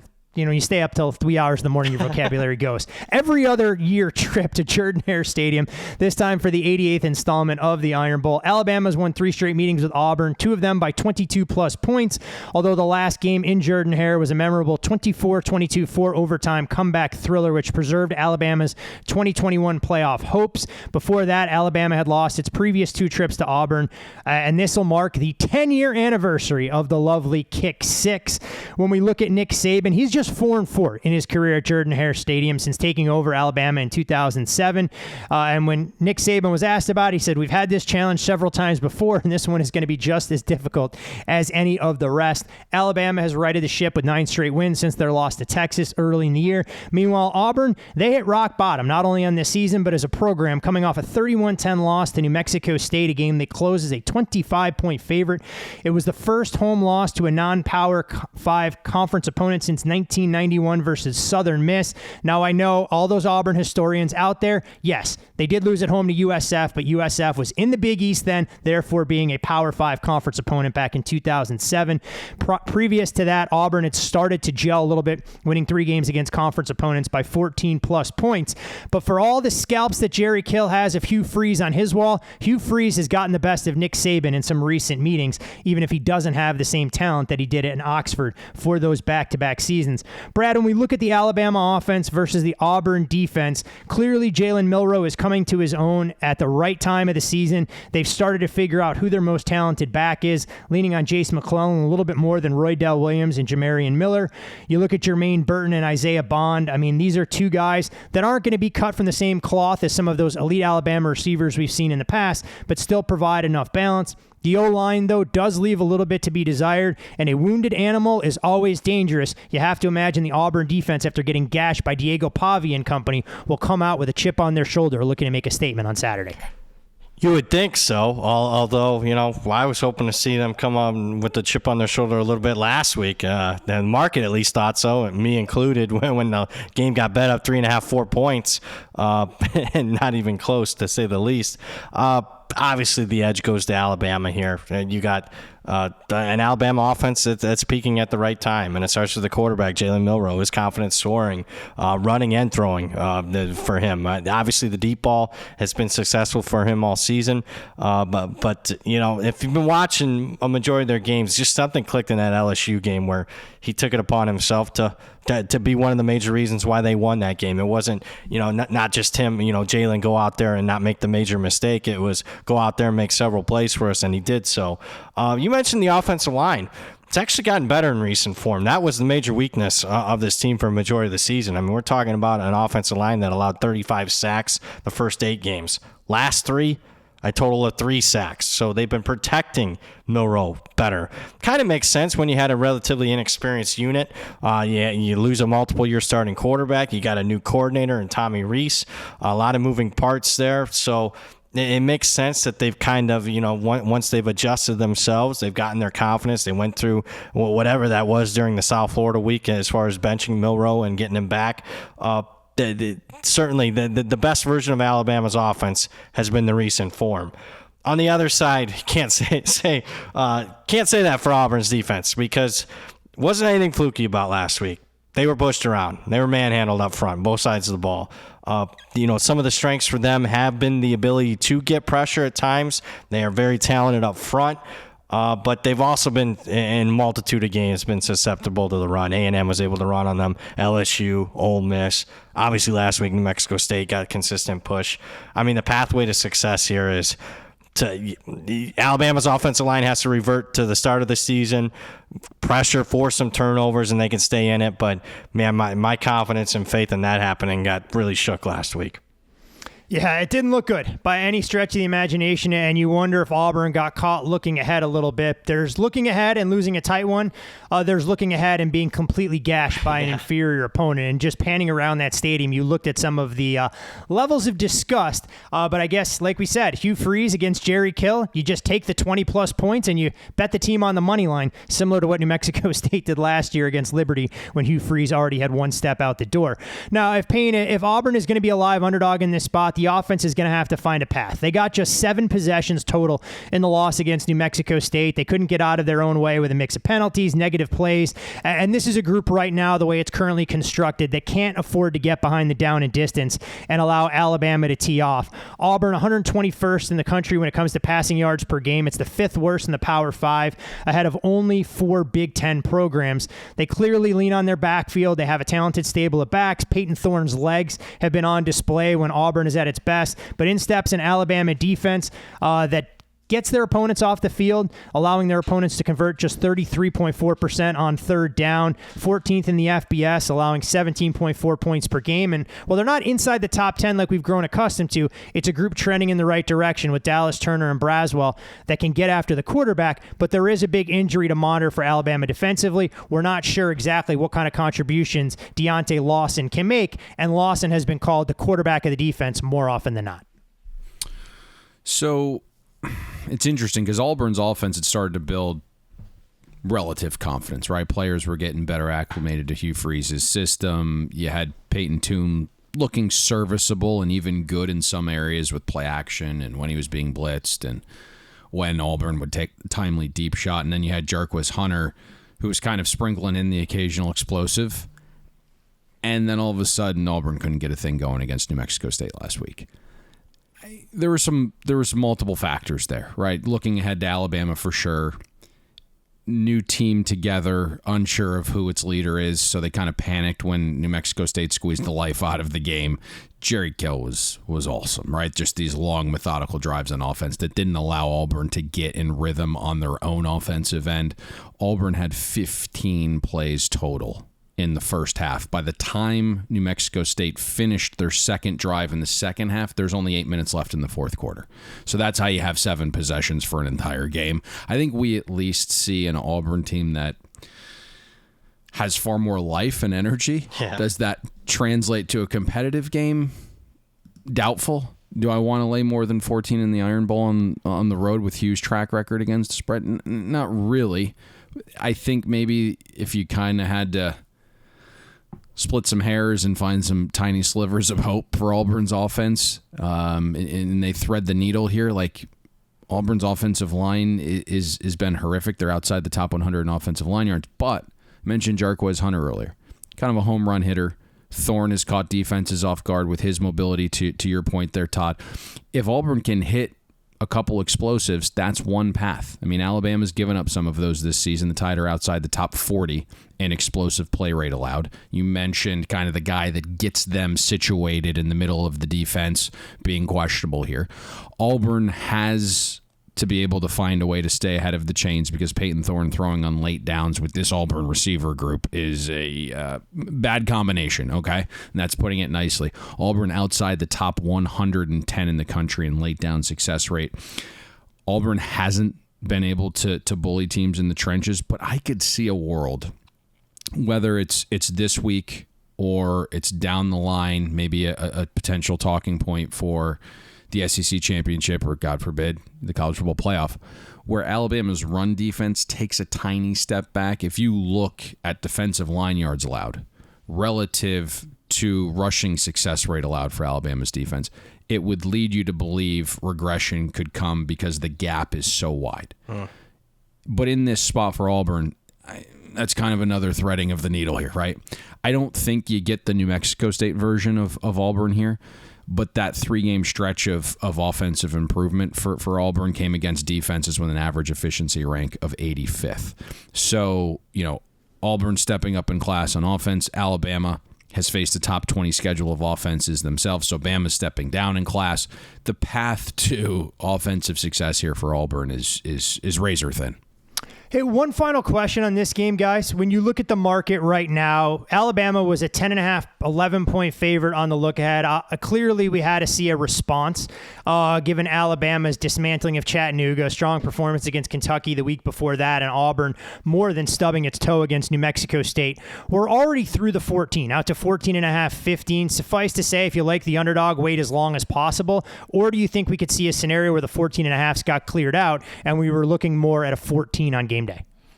I'm not sure. I'm getting confliction because I did see a 14 flash late night Westgate yesterday, so I think there's a little bit of confliction in the market. Me personally, I was in a lay under 2 touchdowns, lay at 13.5, take a 17 scenario here. So I'm not sure we're ever going to get to a price where I have a bet on the game. And you're seeing in market right now, some of the sharpest shops are the highest, right? We're starting to see 15s. Something we didn't discuss. This is Thanksgiving week. I was going to say, okay, I'm glad you got to it, because this is normally our PSA you start the show with, so I'm glad we got to it at the halftime of sorts between college and the NFL. This is the one week where the public has their say. Yeah. Because everyone's home, everyone's on the couch, everyone's attempting to enjoy their family, right? And they can be distracted by football. They're firing in bets. So you start to look at a situation where, if you wanted Alabama, to Brad's point, get out ahead of it, lay the 13.5. If you're now thinking Auburn, I think this is just kind of a wait until closer to kickoff. And maybe you do see a 17. The craziest part, gentlemen, as we sit here and look where the clock is, as we've broken down a lot of the marquee games in college football, this has actually taken longer than the first half of last weekend's San Francisco 49ers, Tampa Bay Buccaneers football game, and arguably it will go longer than the first half in Army-Navy in a few short weeks. Encourage all of you guys to follow these esteemed gentlemen on Twitter. You can follow Brad there, at BradPower7. You can follow Payne as well, at Payne Insider. I'm Todd Fuhrman. Most importantly, as always, follow the podcast at Bet the Board Pod. As if, gentlemen, we didn't cover enough ground breaking down a lot of the marquee college football games, I look on my little show rundown, and we got plenty of work still to do in the National Football League, starting with some of the stuff that we'll see on Thursday. But wanted to highlight something real quick that we've seen. I know a lot of the talk from NFL insiders has been about close games, this, that, and the other. And just to kind of put some of what we've seen so far this year in a historical context, 115 of 164 games played this year, more than 70% of NFL contests, have been within one score in the fourth quarter. Only 2022, last year, 126, and 2016, 123, had more such games entering Week 12. 90 games this year have been decided by one score or less, if we obviously count 8 points being one score or less. Only 2016 with 96, and 2022 and 95 had more entering Week 12. So if you like drama, you like grabbing onto the edge of your seat, and you like closing line value, apparently last week was the week to get it in the NFL, with 4 sides being determined by the number that you were able to lock in. We'll start with Thanksgiving night with the 49ers on the road in the division taking on the Seahawks. And gentlemen, this has been an absolute battle in terms of watching the side move. We've seen a little bit of over money start to enter the market. As we record here on Wednesday morning, the 49ers now out to a consensus 7-point favorite across the board. Total on the game 44. And the Seahawks trail the 49ers by 1 game in the NFC West, would move into a first place tie with a win by virtue of the head-to-head tiebreaker. These teams will do battle again in Week 14 in San Francisco. When we look at the Niners, they were 3-0 against the Seahawks last year, including the 41-23 win in the wild card round, one of 16 teams to beat a team 3 times in one season since 1970. And the 49ers, they are the kings of the West. 9-0 straight up, 8-0-1 ATS in the last 9 divisional games. We've seen a rash of unders when the Seahawks play under the bright lights. Brad, when you look at these two teams from a trend standpoint, market movement, what really stands out as you try and unpack these two teams coming into this game on a very short turnaround? Yeah, I mean, battle in the market, obviously doing with a little bit of the health status of the Seattle side, but I'll talk about the San Francisco side as far as health. And to me, quarterback, Purdy, looks healthy post-bye. I mean, 78%, 6-0 ratio. Prior to that, obviously, he got nicked up a little bit. Thought was the QB sneak against Minnesota. But in the 3 losses, 3 touchdowns, 5 interceptions. So he's looked like a different quarterback here in the last couple games coming off the bye. You mentioned San Francisco's success against Seattle last year. Far the outlier. I mean, because San Francisco's really struggled with Seattle here, particularly in Seattle since 2012. I mean, the 49ers have only won twice in Seattle, only covered 3 of the 12 games, and falling short of expectations, that being the spread by 7 points per game. So historically, it's been a struggle for them. But what hasn't been a struggle, and I was waiting to see if you're going to mention this, it has been the day of Joe Q Public, Thanksgiving, because if you want to bet favorites, there's one day a year to do it, and that's Thanksgiving. I mean, since 2004, favorites on Thanksgiving, 36-18 against the spread. Unbelievable. Road favorites. Everybody wants to be bad and bet road favorites in the NFL. Thanksgiving is the day to do it. 19-6 against the spread on Thanksgiving. Road favorites. The only loss straight up. 24-1 straight up. How about that? So I'm kind of conflicted myself on this matchup. Brad, you're going to have to start a new column on your spreadsheet and in your database for Black Friday trends as well. I can tell you, having spoken to a couple of bookmakers, that they'll want one of these 4 touchdown plus favorites taking place, the 3 games on Thursday and the 1 on Friday, to lose outright, because everybody and their brother, at least from a recreational standpoint, is going to look to try and parlay all 4 of these money lines to look to try and catch some of that low-hanging fruit that may be out there. But Payne, Brad talked about health, and clearly that's going to play a big role in this game. When you look at the 49ers offensive line, really banged up. I mean, Aaron Banks got in a limited on Tuesday. Spencer Buford was held out with a knee injury. And I thought one of the more telling comments from Kyle Shanahan was saying that he would be all right if we played on Sunday, but they're not playing on Sunday, so that's a moot point here. But on the other side, Seattle has a banged-up quarterback in their own right. Geno Smith, nothing wrong structurally in that elbow, came back after missing a couple series, and you can understand why Pete probably had a poke and prod to get him out there when Drew Lock looked ill-equipped to do much of anything. The first question I'll ask, if Geno can't go, what kind of drop-off do you make to Drew Lock, given what we've seen? Yeah. Ooh.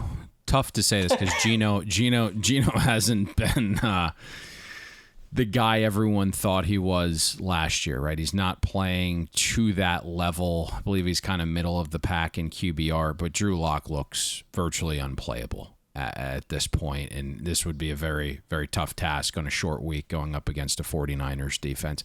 I think when I looked at it this morning, we're kind of approaching a 3-point drop-off. I think that sounds a little high for Geno Smith. I don't know what Drew Lock is at this point. He's just, to me, not a very good quarterback, and I would say gave the game away last week. That was the one where Seattle absolutely should have won it. I do question Geno. Maybe there's some things flying around there on the final play. I talked to you about. I'm like, how could you call draw there? Inconceivable, right? When you have a chance to kick a 55-yard field goal for the win, Payne, you have to take it. No different than what we saw in their season opener last year against the Denver. Oh no, sorry, that was Denver on the other side, and Nathaniel Hackett doesn't have a job, so that makes sense. There's been some speculation, right? Initially, it was, hey, Geno didn't have sound into his headset. Hey, Geno was very brilliant there in terms of he checked himself into an RPO option. It could have been a runner pass. Now there's some speculation that after making a few throws on that drive, he couldn't throw anymore, so they threw. I don't know. I think what's interesting here is there was initial money on Seattle, and we can kind of close this out before we get to maybe a key matchup or two. Initial money on Seattle because some of the things that Brad mentioned, right? The 49ers have struggled in this environment.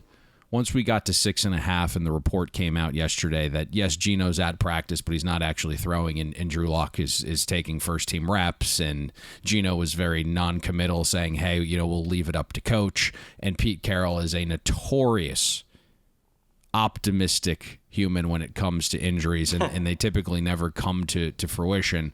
that sent some money back into the market here on the 49ers. And not only are we at 7, I mean, we're kind of more trending towards the hook on this one. Well, speaking of that, when he says Kenneth Walker could miss some time, it tells me it might be season ending. When Pete says he's definitely going to miss a game, it means he's going to be out for at least 6 to 8 weeks. So if you have Kenneth Walker and you're leaning on him for your fantasy team, you may want to try and look for a depth piece in this particular matchup. But you mentioned a key to determining who gets the win and, more importantly, the cover, whether it be side or total. I mean, which side of the ball for you is a little bit more fascinating in terms of going a long way in determining that betting outcome?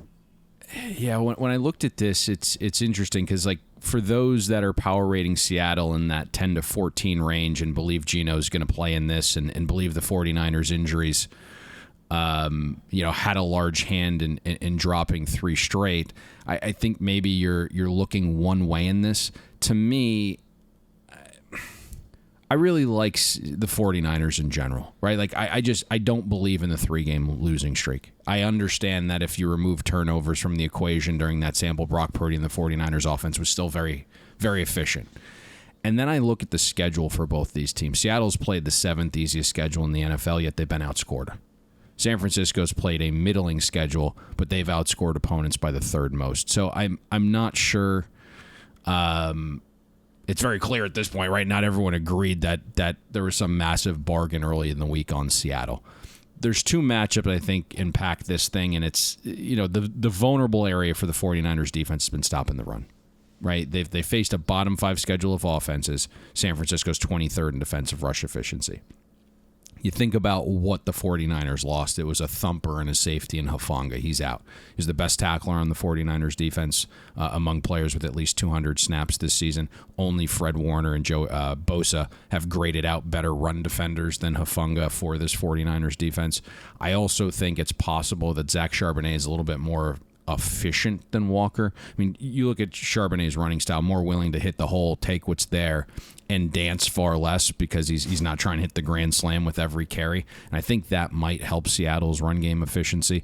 You mentioned Kenneth Walker being out.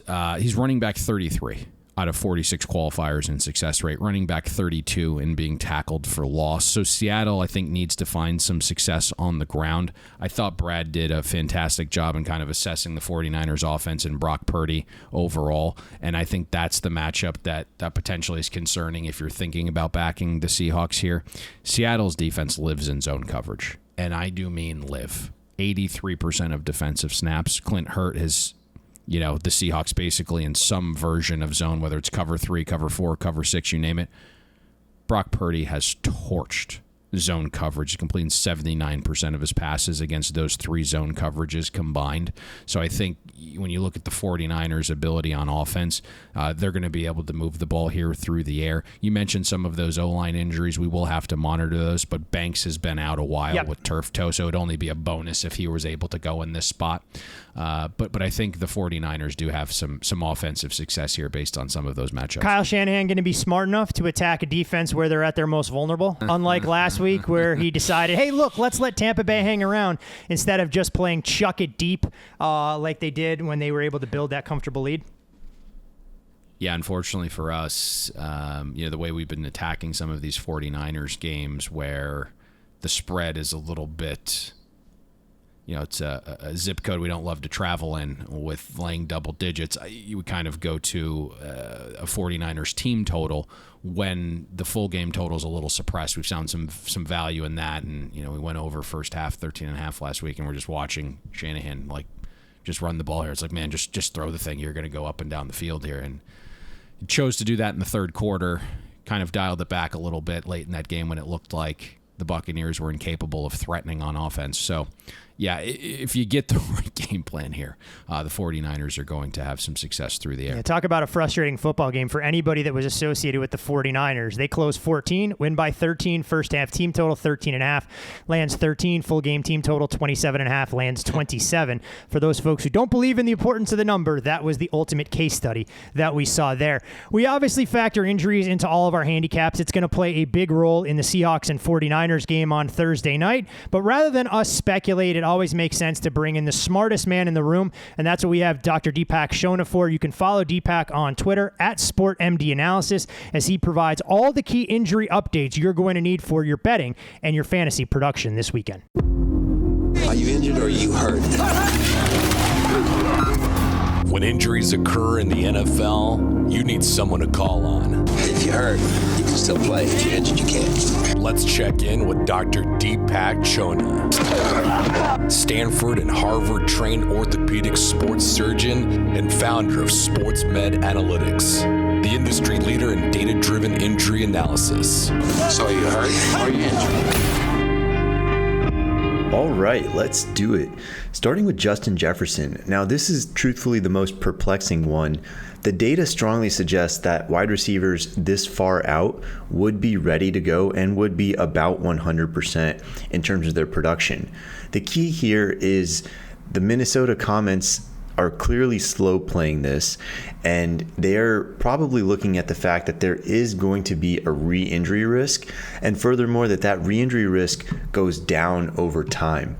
Now at this point, that re-injury risk is probably about 15% for the first 4 weeks of his comeback, and it doesn't seem like it's going to change drastically, but of course they have the bye coming up as well, so it's a little unclear how they would play this, but the data would suggest that Justin Jefferson missing week 12 would be a pretty heavy outlier. So that's the way we're going to go for now, is that he would probably lean towards him being active week 12. Then we have CeeDee Lamb. This one is a little more clear. The timeline and the comments strongly suggest a low ankle. These don't typically cause any production hits or any workload limitations for wide receivers. So pretty low concern here overall. Expect CeeDee Lamb to play Thursday and basically look like himself. Cooper Kupp. Now this one looked like a low ankle on the video, and it was a little surprising that he wasn't able to come back in. So it tells us at least that it was of a moderate severity, but even still, most wide receivers would not miss the subsequent week, and they wouldn't see any production hit as a result. So most likely, data says Cooper Kupp probably playing week 12. We'll have to monitor his practice progression to make sure that happens. Then Puka Nacua, he also got injured in week 11.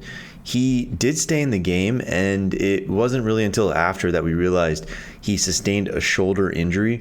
We don't have a ton of information on what the diagnosis is, what the severity of the injury is, but they're calling him day-to-day, and with the Sean McVay's overall sort of coach speak index is pretty promising. So when he thinks a player is going to play, the data suggests that it does come true.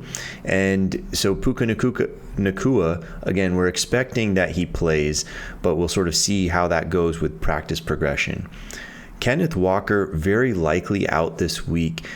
The average on these oblique strains tends to be about 1 to 2 weeks for running backs.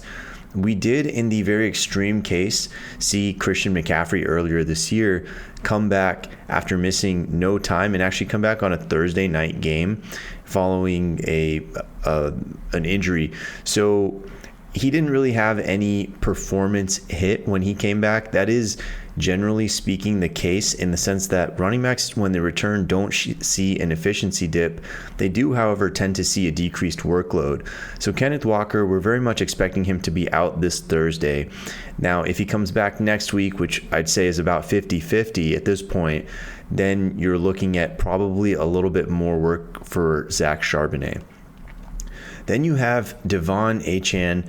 He is dealing with what looked like on video a mild re-aggravation of his MCL sprain.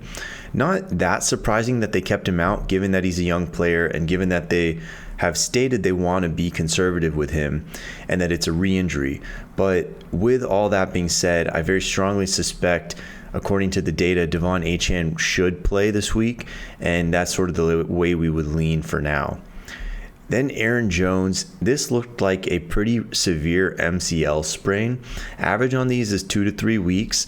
Now, they're not putting him on IR, so I would lean towards that 3-week time point.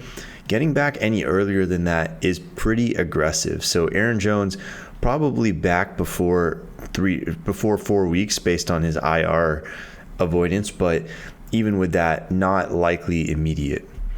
Then T. Higgins, with this hamstring strain, it really could go either way. We don't have any indication that he was necessarily progressing towards playing this past week. So with current indications, the data would slightly favor him missing one more week and then coming back after. However, if he's active this week, it would be with an elevated re-injury risk and usually with an efficiency dip as well for wide receivers. Then we have Kyren Williams. Now he is coming back. It's been pretty clearly stated. He's been dealing with a pretty severe high ankle. The data on these does favor a full workload when running backs come back, especially younger running backs. But it also shows up with about a 15% efficiency dip. We've seen that with Eckler, Barkley, and most recently Khalil Herbert. So Kyren Williams probably dealing with some of the same efficiency dip that recovers over the course of about 3 games. Jamar Chase, previously on the injury report, last week may have been a little less than himself with this back contusion that was pretty severe when it first happened. The good news on these is that the average timeline for the production dip tends to be about 2 weeks. So Jamar Chase, by the data, projects to be at 100% for week 12. Mark Andrews, this, of course, broken ankle and basically what we would consider like a high ankle sprain. The ligaments are also very likely torn. The suggestion of can he come back is a little iffy. I would say in most cases, this is a 4 to 6 month return. Now, in extreme cases, it could be pushed to 8 to 12 weeks, and that depends a little bit on how they handle the fracture in this ankle injury. And if they basically stabilize it, bring him back at, my guess would be the earliest, it would be about 10 weeks.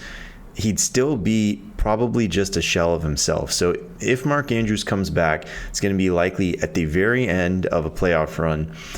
And with that, I don't think you're going to see tier 1 Mark Andrews that you've been seeing so far. Lamar Jackson, not a serious injury really, but it is noteworthy that he had an ankle sprain. It looked like a very mild high ankle type mechanism. He did play through it. He was limping. The real reason I bring this up is because it's a little concerning for re-injury risk. And we know, of course, Lamar has had some issues recently towards the end of the year, and hopefully he avoids re-injury, but that's sort of the one thing to watch out for with these. Otherwise, no performance hit expected. Geno Smith, he had a pretty real triceps contusion from that hit from Aaron Donald towards the middle of the game, and he did actually come back and threw one pass. So he will likely play through this, but it may cause some limitations on his deep ball. So overall, no long-term concerns here for Geno Smith, but because they're playing on a Thursday, that does hurt his chances just a little bit to be 100%. Odell Beckham Jr. looks like he's back post ACL. That is kind of what the data favors, is that there's this long performance dip, and then eventually players do return even after the second ACL to their pre-injury baseline. So OBJ is likely there now. The key though here is that he has a fresh AC joint sprain of his shoulder. Those don't tend to really impact wide receiver availability or production. There's about a 10% very mild production hit in most cases, but overall not overly concerned. And then a couple of my Texans, Noah Brown first. He is dealing with a knee injury, a knee sprain, it sounds like. The average on these is in the 1 to 2 week range for mild versions, and because he missed basically all of practice last week, it tells us he is pretty much going to be at the average timeline come this Sunday. So Noah Brown, I would say, has without any practice information, has about a 50-50 shot. If he shows up as a limited practice Wednesday, then subsequently plays in or practices in limited fashion Thursday and Friday, that's going to push him up to about 2/3 chance of playing.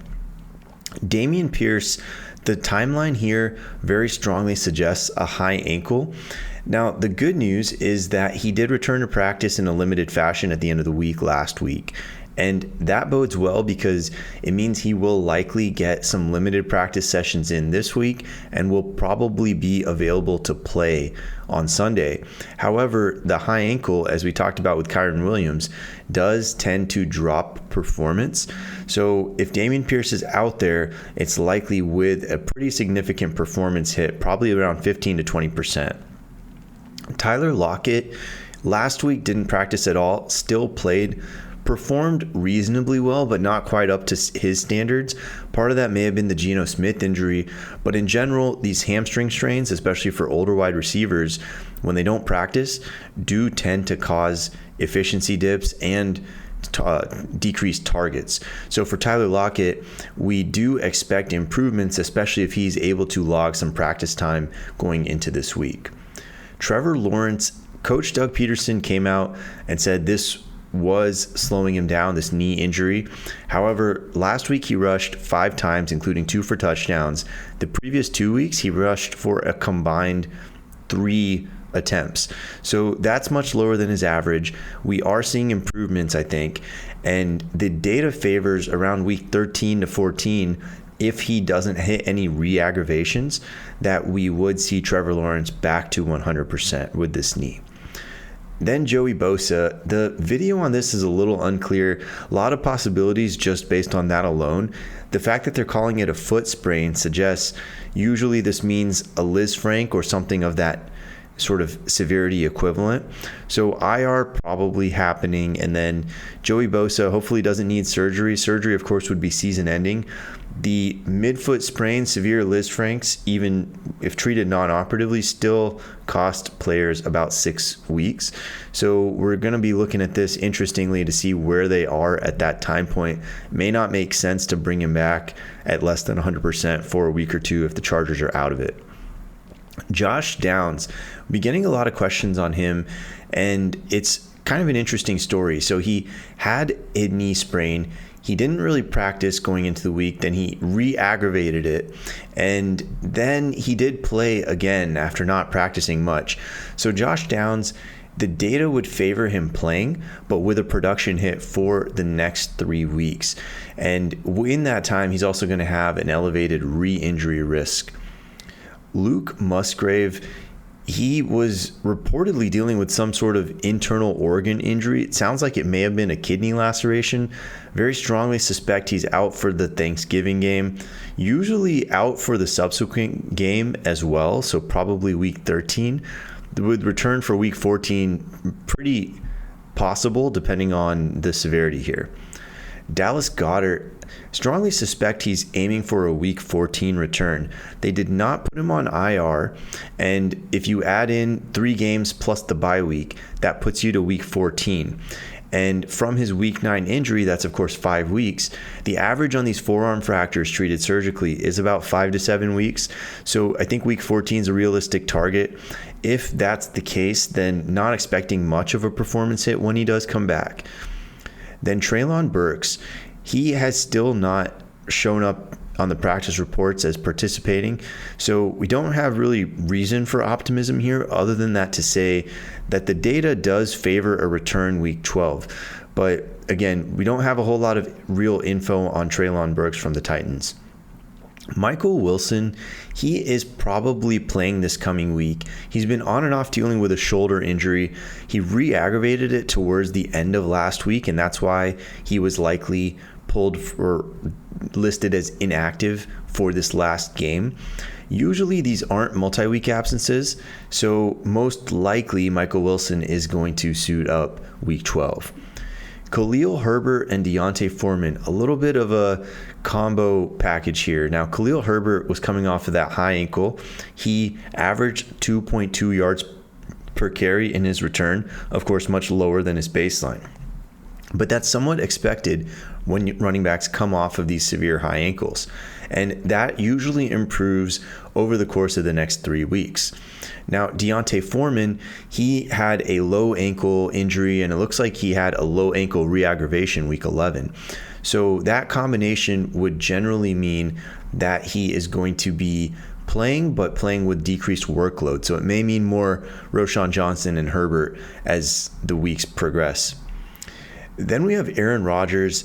I bring this one up mostly to say that yes, I do think a return is possible, specifically because it's his left leg and he's a right-handed quarterback, and we've sort of touched on that before.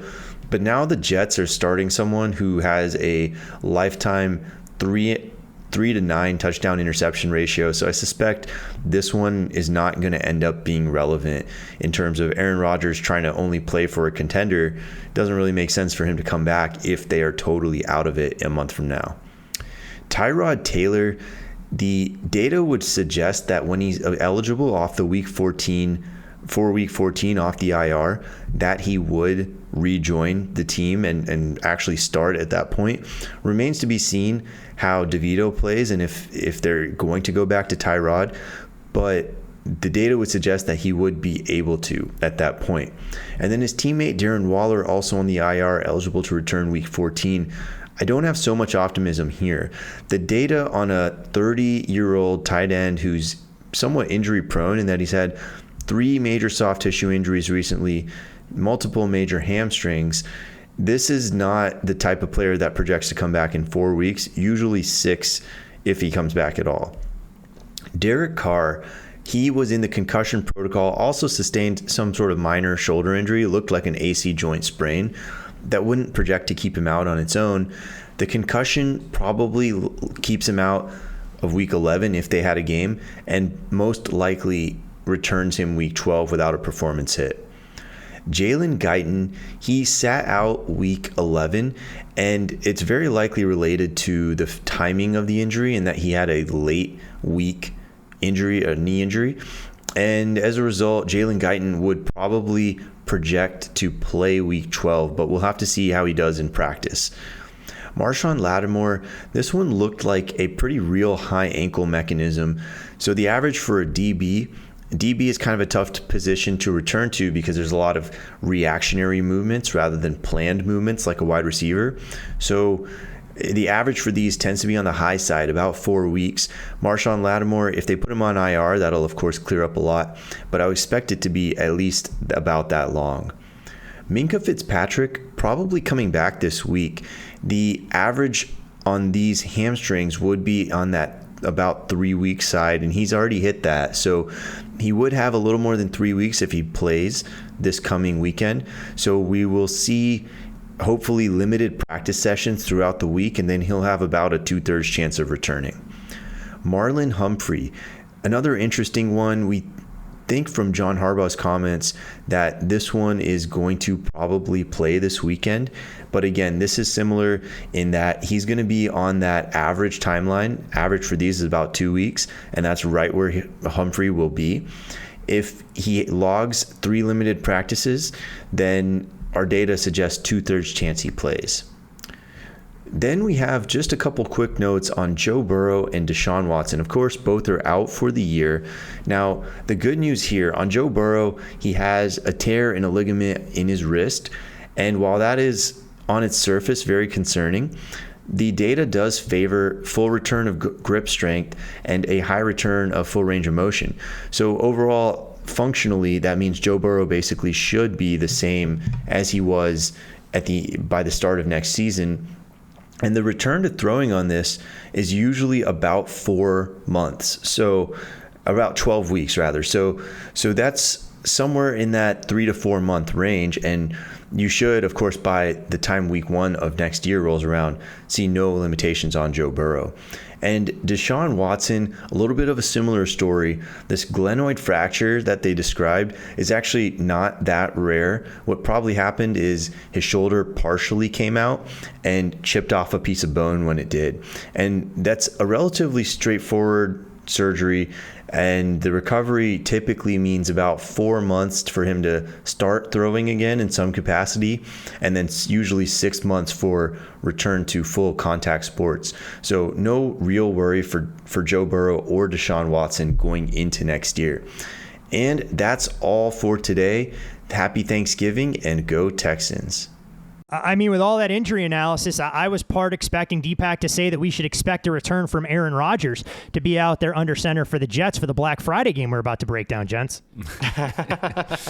Practice, apparently. in 2 weeks he's aiming for. Hey, look, I mean, they'll be mathematically eliminated by then, and if Woody was smart, he goes, you know what, Aaron, why don't you stay at home? We need better draft capital. We want to try and get another piece to help this ongoing rebuild. But the Jets will still play, much of the chagrin of their fans, Friday afternoon in a standalone time slot opposite a lot of college football. And it's the Miami Dolphins coming to town with the Dolphins, a 9.5-point favorite, total on the game 41. When you look at the Finns, their performance against the Raiders could best be described as workmanlike in a 20-13 victory. A little bit sloppy offensively coming out of the bye, but we started to get flashes of how good this defense can be when they have their full complement of weapons.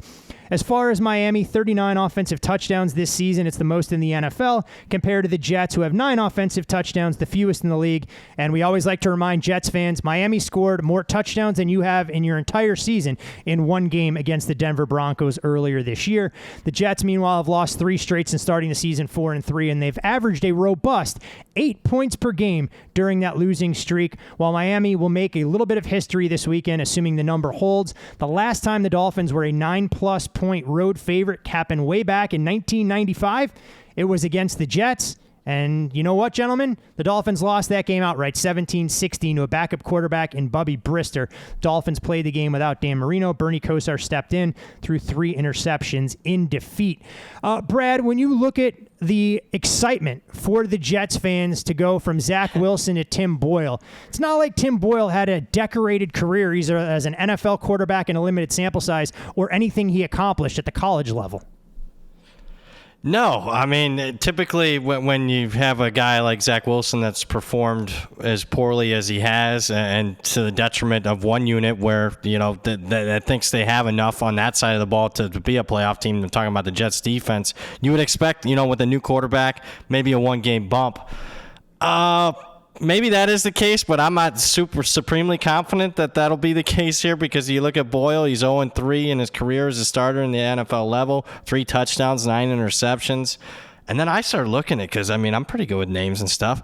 I don't recall Tim Boyle much in college, and I found out why. How about 12 touchdowns, 26 interceptions in college at Connecticut and the FCS level? So I don't have extreme confidence here that he's going to be some magical supreme upgrade at QB. One thing that I do, I mean, obviously just the fundamentals when it comes to the NFL. It's not like I'm spending 40 hours a week on the NFL, just a few hours. But I'm always looking for regression. And, you know, it tends to lead me towards more the Jets side in this game is that they're off their worst performance, not only offensively, but defensively as well last week. So you would have to think that the defense, you know, plays a lot better than what they did the last week against the Bills. But speaking of defense playing better as of late, you kind of mentioned Dolphins defense healthy, playing better as of late, and obviously for the second week in a row aren't going to be overwhelmed from the quarterback on the other side. Yeah, you mentioned Tim Boyle and what he did. Brad, those numbers actually get worse when you look at what he did at UConn. 1 passing touchdown and 13 interceptions at the FBS level. But don't tell that to Jets fans. They believe he is Joe Namath reincarnate coming back under center to salvage their season against this Dolphins defense. Payne, when we look at Miami, last week offensively wasn't exactly something that'll go on their highlight reel, but we've talked at great lengths that this Dolphins team gets scarier when they get healthy on both sides of the ball. And we've now seen back-to-back weeks where Javon Holland, Xavier Howard, and Jalen Ramsey have both logged 100% of defensive snaps, and you can see flashes of how good this secondary is going to be. When you look at this particular matchup, is there a key that you see determining a side or total, whether it's the Jets offense with Tim Boyle against the Dolphins defense or the Dolphins ability to move it against a rather stingy Jets defense, one although that looked like it got worn down last weekend against the Bills because it felt like they were on the field for 52 minutes. Nathaniel Hackett has also apparently not seen some of Tim Boyle's college numbers because they've spent some time together. That's been his backup quarterback. I mean, Tim Boyle's now 29 years old. I had to dig into this, but since 2012, there's been 154 quarterbacks that have dropped back to pass at least 100 times.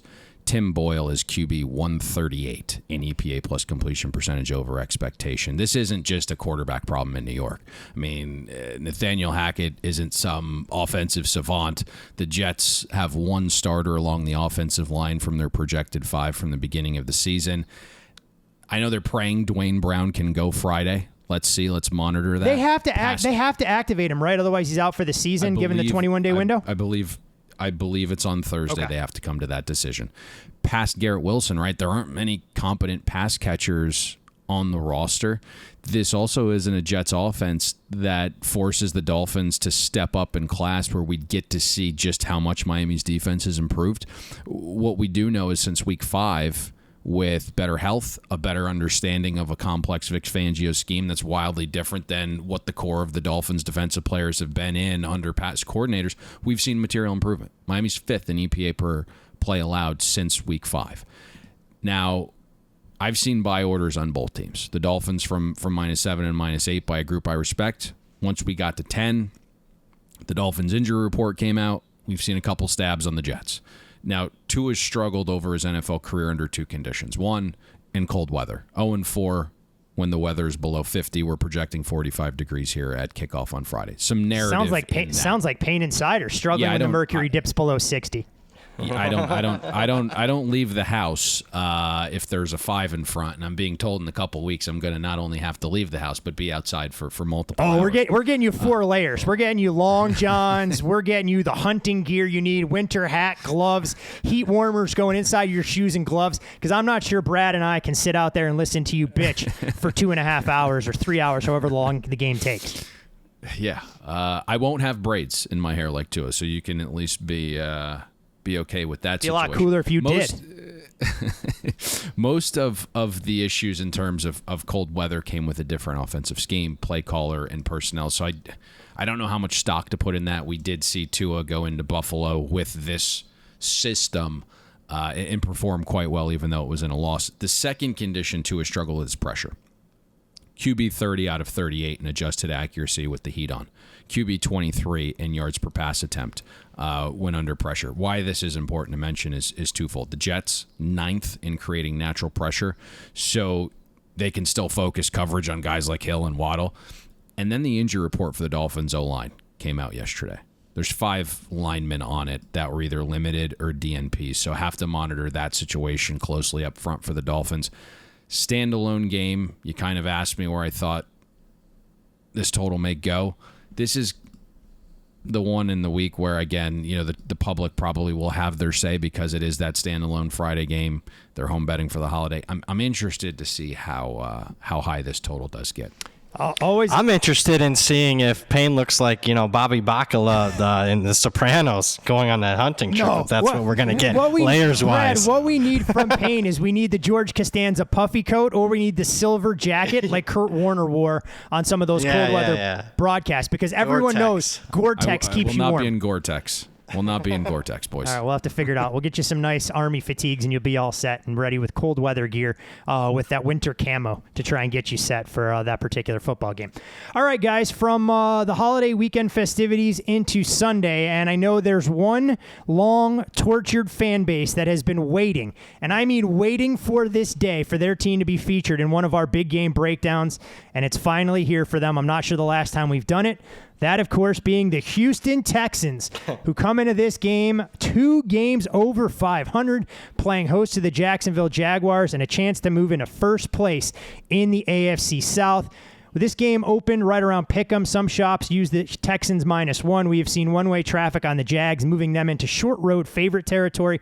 The total, 46.5-47 on the open, into a 48-48.5 prevailing number. And guys, just to put things in perspective, this will be just the second ever Jaguars-Texans matchup where both teams will come into the game with a record above 500. You have to go all the way back to 2007, week 6, to find the last time it's happened. 32 straight meetings without both teams being above 500 of their 44 all-time meetings. The winner, as we said, will take over in first place. And when we look at the Jags, 13-4 the past 17 regular season games, 7 wins in consecutive seasons for the first time since 2009-2010. They've won 8 straight regular season games away from home. That does include the de facto neutral field in London. Prior to that, they lost 23 of 25 away from Northern Florida, and tied for the 3rd best mark in the NFL since week 12 of last season when you look at what Trevor Lawrence has done. Meanwhile, the Texans, winners of 3 straight for the first time since 2018. The Ravens, Chiefs, and Lions are the only teams that have trailed for less time than the Houston Texans have since Week 3. So credit to C.J. Stroud and DeMeco Ryans for making this team relevant, and they're seeking to become just the 5th team to make the playoffs with a rookie quarterback and rookie head coach. Brad, you're a big-time college football fan. You obviously watched C.J. Stroud develop at Ohio State. Have you been impressed with how quickly he's taken to the NFL game, that he didn't even have a blip in his overall performance? The second half last week, notwithstanding against the Arizona Cardinals, which, let's be honest here, for full disclosure, benefited the three of us immensely with Arizona getting to the finish as a +5.5, +6 dog. I didn't see it, at least not this early, with obviously a first-year head coach that's more known on the defensive side of the ball. So, I mean, it's not like he was going to, an Andy Reid type offensive mastermind. So, no, I didn't, because, I mean, obviously he played well. I mean, when you're looking at the high-leverage games at the college level down the stretch of his last season, he missed some throws early in that Michigan game that prevented the Buckeyes from, getting out to a significant lead, I thought. Played obviously very well against Georgia, but no, I certainly didn't see this, and I'm sure that many didn't when you're talking about a Houston team that's already topped their win total with a rookie quarterback and a rookie coach, and a lot of people thought might punt on the season. I don't originate the NFL, but I'm sure it's been tough trying to grasp a power rating on a team that it hasn't been all luck. I mean, they've been pretty dominant, especially in this recent stretch. So, man, I pity you guys a little bit when it comes to how to power rate this team. Payne, Brad mentions the power rating, and we talk all the time a little bit about role reversal, and we saw it last week with the Houston Texans. Look, they probably should have covered that game, but up 21-10 at the half, it looked like a team that didn't think they had to show up and go out there and play the final 30 minutes of the game. They got careless with the football. They allowed Arizona the opportunity to get back in the game, and we're pretty fortunate, in my opinion, to even win that game outright if Arizona is able to execute down the stretch. Now this is a different task completely. They have owned the Jacksonville Jaguars in the past. Yep. I mean, it's been one-sided matchups, and we look at Trevor Lawrence. He's just 1-4 in his career versus the Texans and was favored in all 4 of those losses. He's the only quarterback guy since 1970 to be upset by one team 4 times within his first 3 seasons. The market, though, not discouraged. We're seeing money come in on the Jags. They look like the dynamic offense last week against the against the Tennessee Titans, and we saw the difference that this Jaguars passing attack gets when you get Zay Jones back in the fold. Calvin Ridley went absolutely nuclear with 100-plus receiving yards now in 3 of the 4 games when Zay Jones has been active. Without him in the mix, it's a much more pedestrian attack. Payne, when you look at this game, we know the Jags can stop the run, but they're vulnerable against the pass. The Jags should have their full playbook at their disposal, but Trevor Lawrence has to take care of the football, something he didn't do in the first meeting between these teams. Yeah, all great points, and that's what makes this such a great matchup. And I think, on the surface, everyone's like, hey, we know what this means for the AFC South Division and the playoff picture. To me, there's even better matchups, right? I mean, Jacksonville just faced San Francisco in Week 10. DeMeco Ryans and Bobby Slowick are half a year removed from the 49ers coaching tree. And so it's interesting, do the Jaguars have the advantage having seen the major league version of these concepts 2 weeks ago? Or does Slowick and DeMeco understand what the 49ers did so well and will be able to execute a similar scheme now that they have the ability to create counters to what would be expected of the Jaguars' adjustments, right? So it's such a fun matchup for me for that reason. A few things that immediately jumped out. Jacksonville has faced a top 10 schedule of defenses this season. They've played in a few rain games. The Texans have faced a bottom 10 schedule of offenses. So Trevor Lawrence and Jaguars are stepping down. They're playing in a dome. DeMeco Ryans and the Texans defense is stepping up. Trevor Lawrence is getting healthier. We saw the knee be a little bit of a problem, and now all of a sudden he's running for multiple touchdowns last week. He's willing to take off, so I think that helps greatly in this spot. Trevor Lawrence's splits with pressure and no pressure are humongous.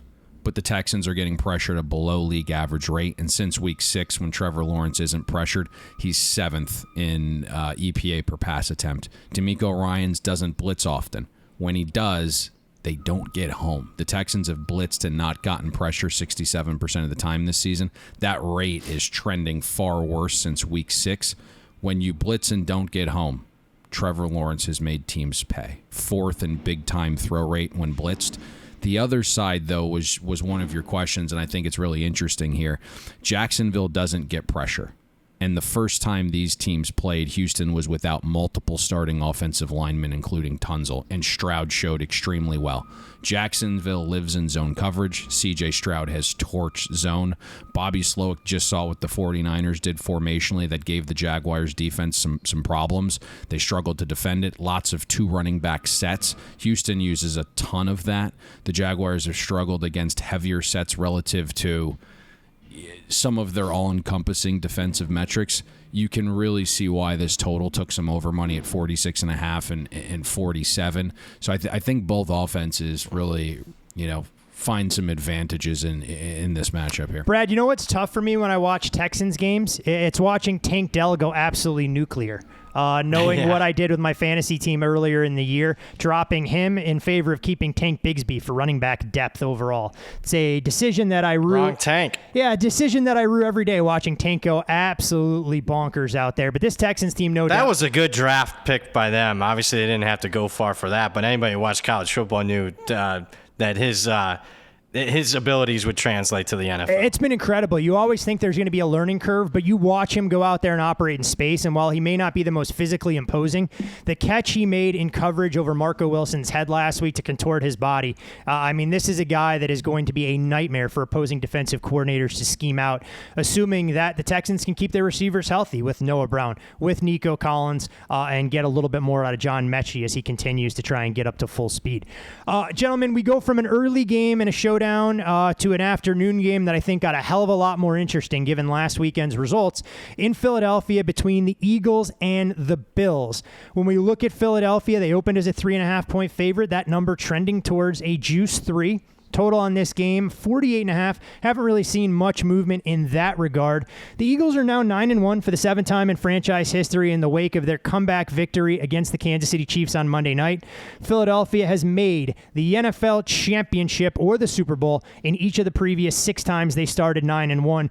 But you look at the Eagles, and they have just a plus 61 point differential so far this season. It's tied for the 3rd lowest point differential by a team 9-1 or better through 10 games in NFL history. It's not quite on the Vikings level that we belabored at great lengths last year, but it is something worth monitoring. When we look at these two teams, they're some of the best in the league extending drives when it comes to 3rd down execution. The Bills, their win and cover against the Jets on Sunday in Week 11 snapped a 6-game ATS losing streak. Meanwhile, if you blindly bet the Eagles so far this season, you would be extremely profitable. Brad, when you look at a game like this, we know about Buffalo's defense being much maligned, a team that's failed to cover numbers. Philadelphia on a little bit of a short week. Anything historical from a trend standpoint that you think is worth considering when you're trying to handicap and look for an intangible edge in this one? Well, again, it goes back to, one of my handicapping fundamentals in the NFL, regression. And what I see is obviously a Philly team that's done what they needed to do in the close games with 6-1 and 1-possession games. But from a statistical profile, they are not a 9-1 team. Just look at their last 3 weeks. Outgained by 98 yards against Washington, 1. Outgained by 114 yards against Dallas, 1. Outgained on Monday night, 98 yards Kansas City, 1. They have been, when you look at their statistical profile and compare it to a Buffalo team that's only 2-5 in 1-possession games, Buffalo has the bigger point differential on the season, the bigger yard differential on the season. And then spot, to me, it kind of lines up here with Philly off a big win. The all-everything get Super Bowl revenge on a short week. Screams a little bit of value. You can find a 3.5 out there. At least me personally, I'm more on the Buffalo side. Payne, when we look at some of the X's and O's, look, a dominant win against the New York Jets doesn't fix everything that was ailing Buffalo on either side of the ball. And with all the injuries that we saw, Matt Milano being one of the more marquee ones, some of the defensive injuries, the biggest question for Buffalo was about their run defense. They gave up 122 rushing yards to the Broncos. And over the last couple weeks, it seems like that narrative has subsided. But you look into the last 5 opponents that the Buffalo Bills have faced. The Jets come in with a 23rd ranked rushing attack. The Broncos are 14th, the Bengals 30th, the Bucs 32nd, and the Patriots 27th.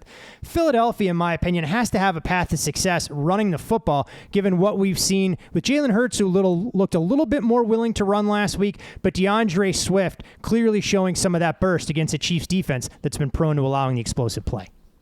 So it was twofold for a little bit of the run game of the Eagles having a resurgence is one, Swift off the bye a little bit healthier, and then you inserted Cam Jurgens into the offensive line. The pride of Lincoln, Nebraska.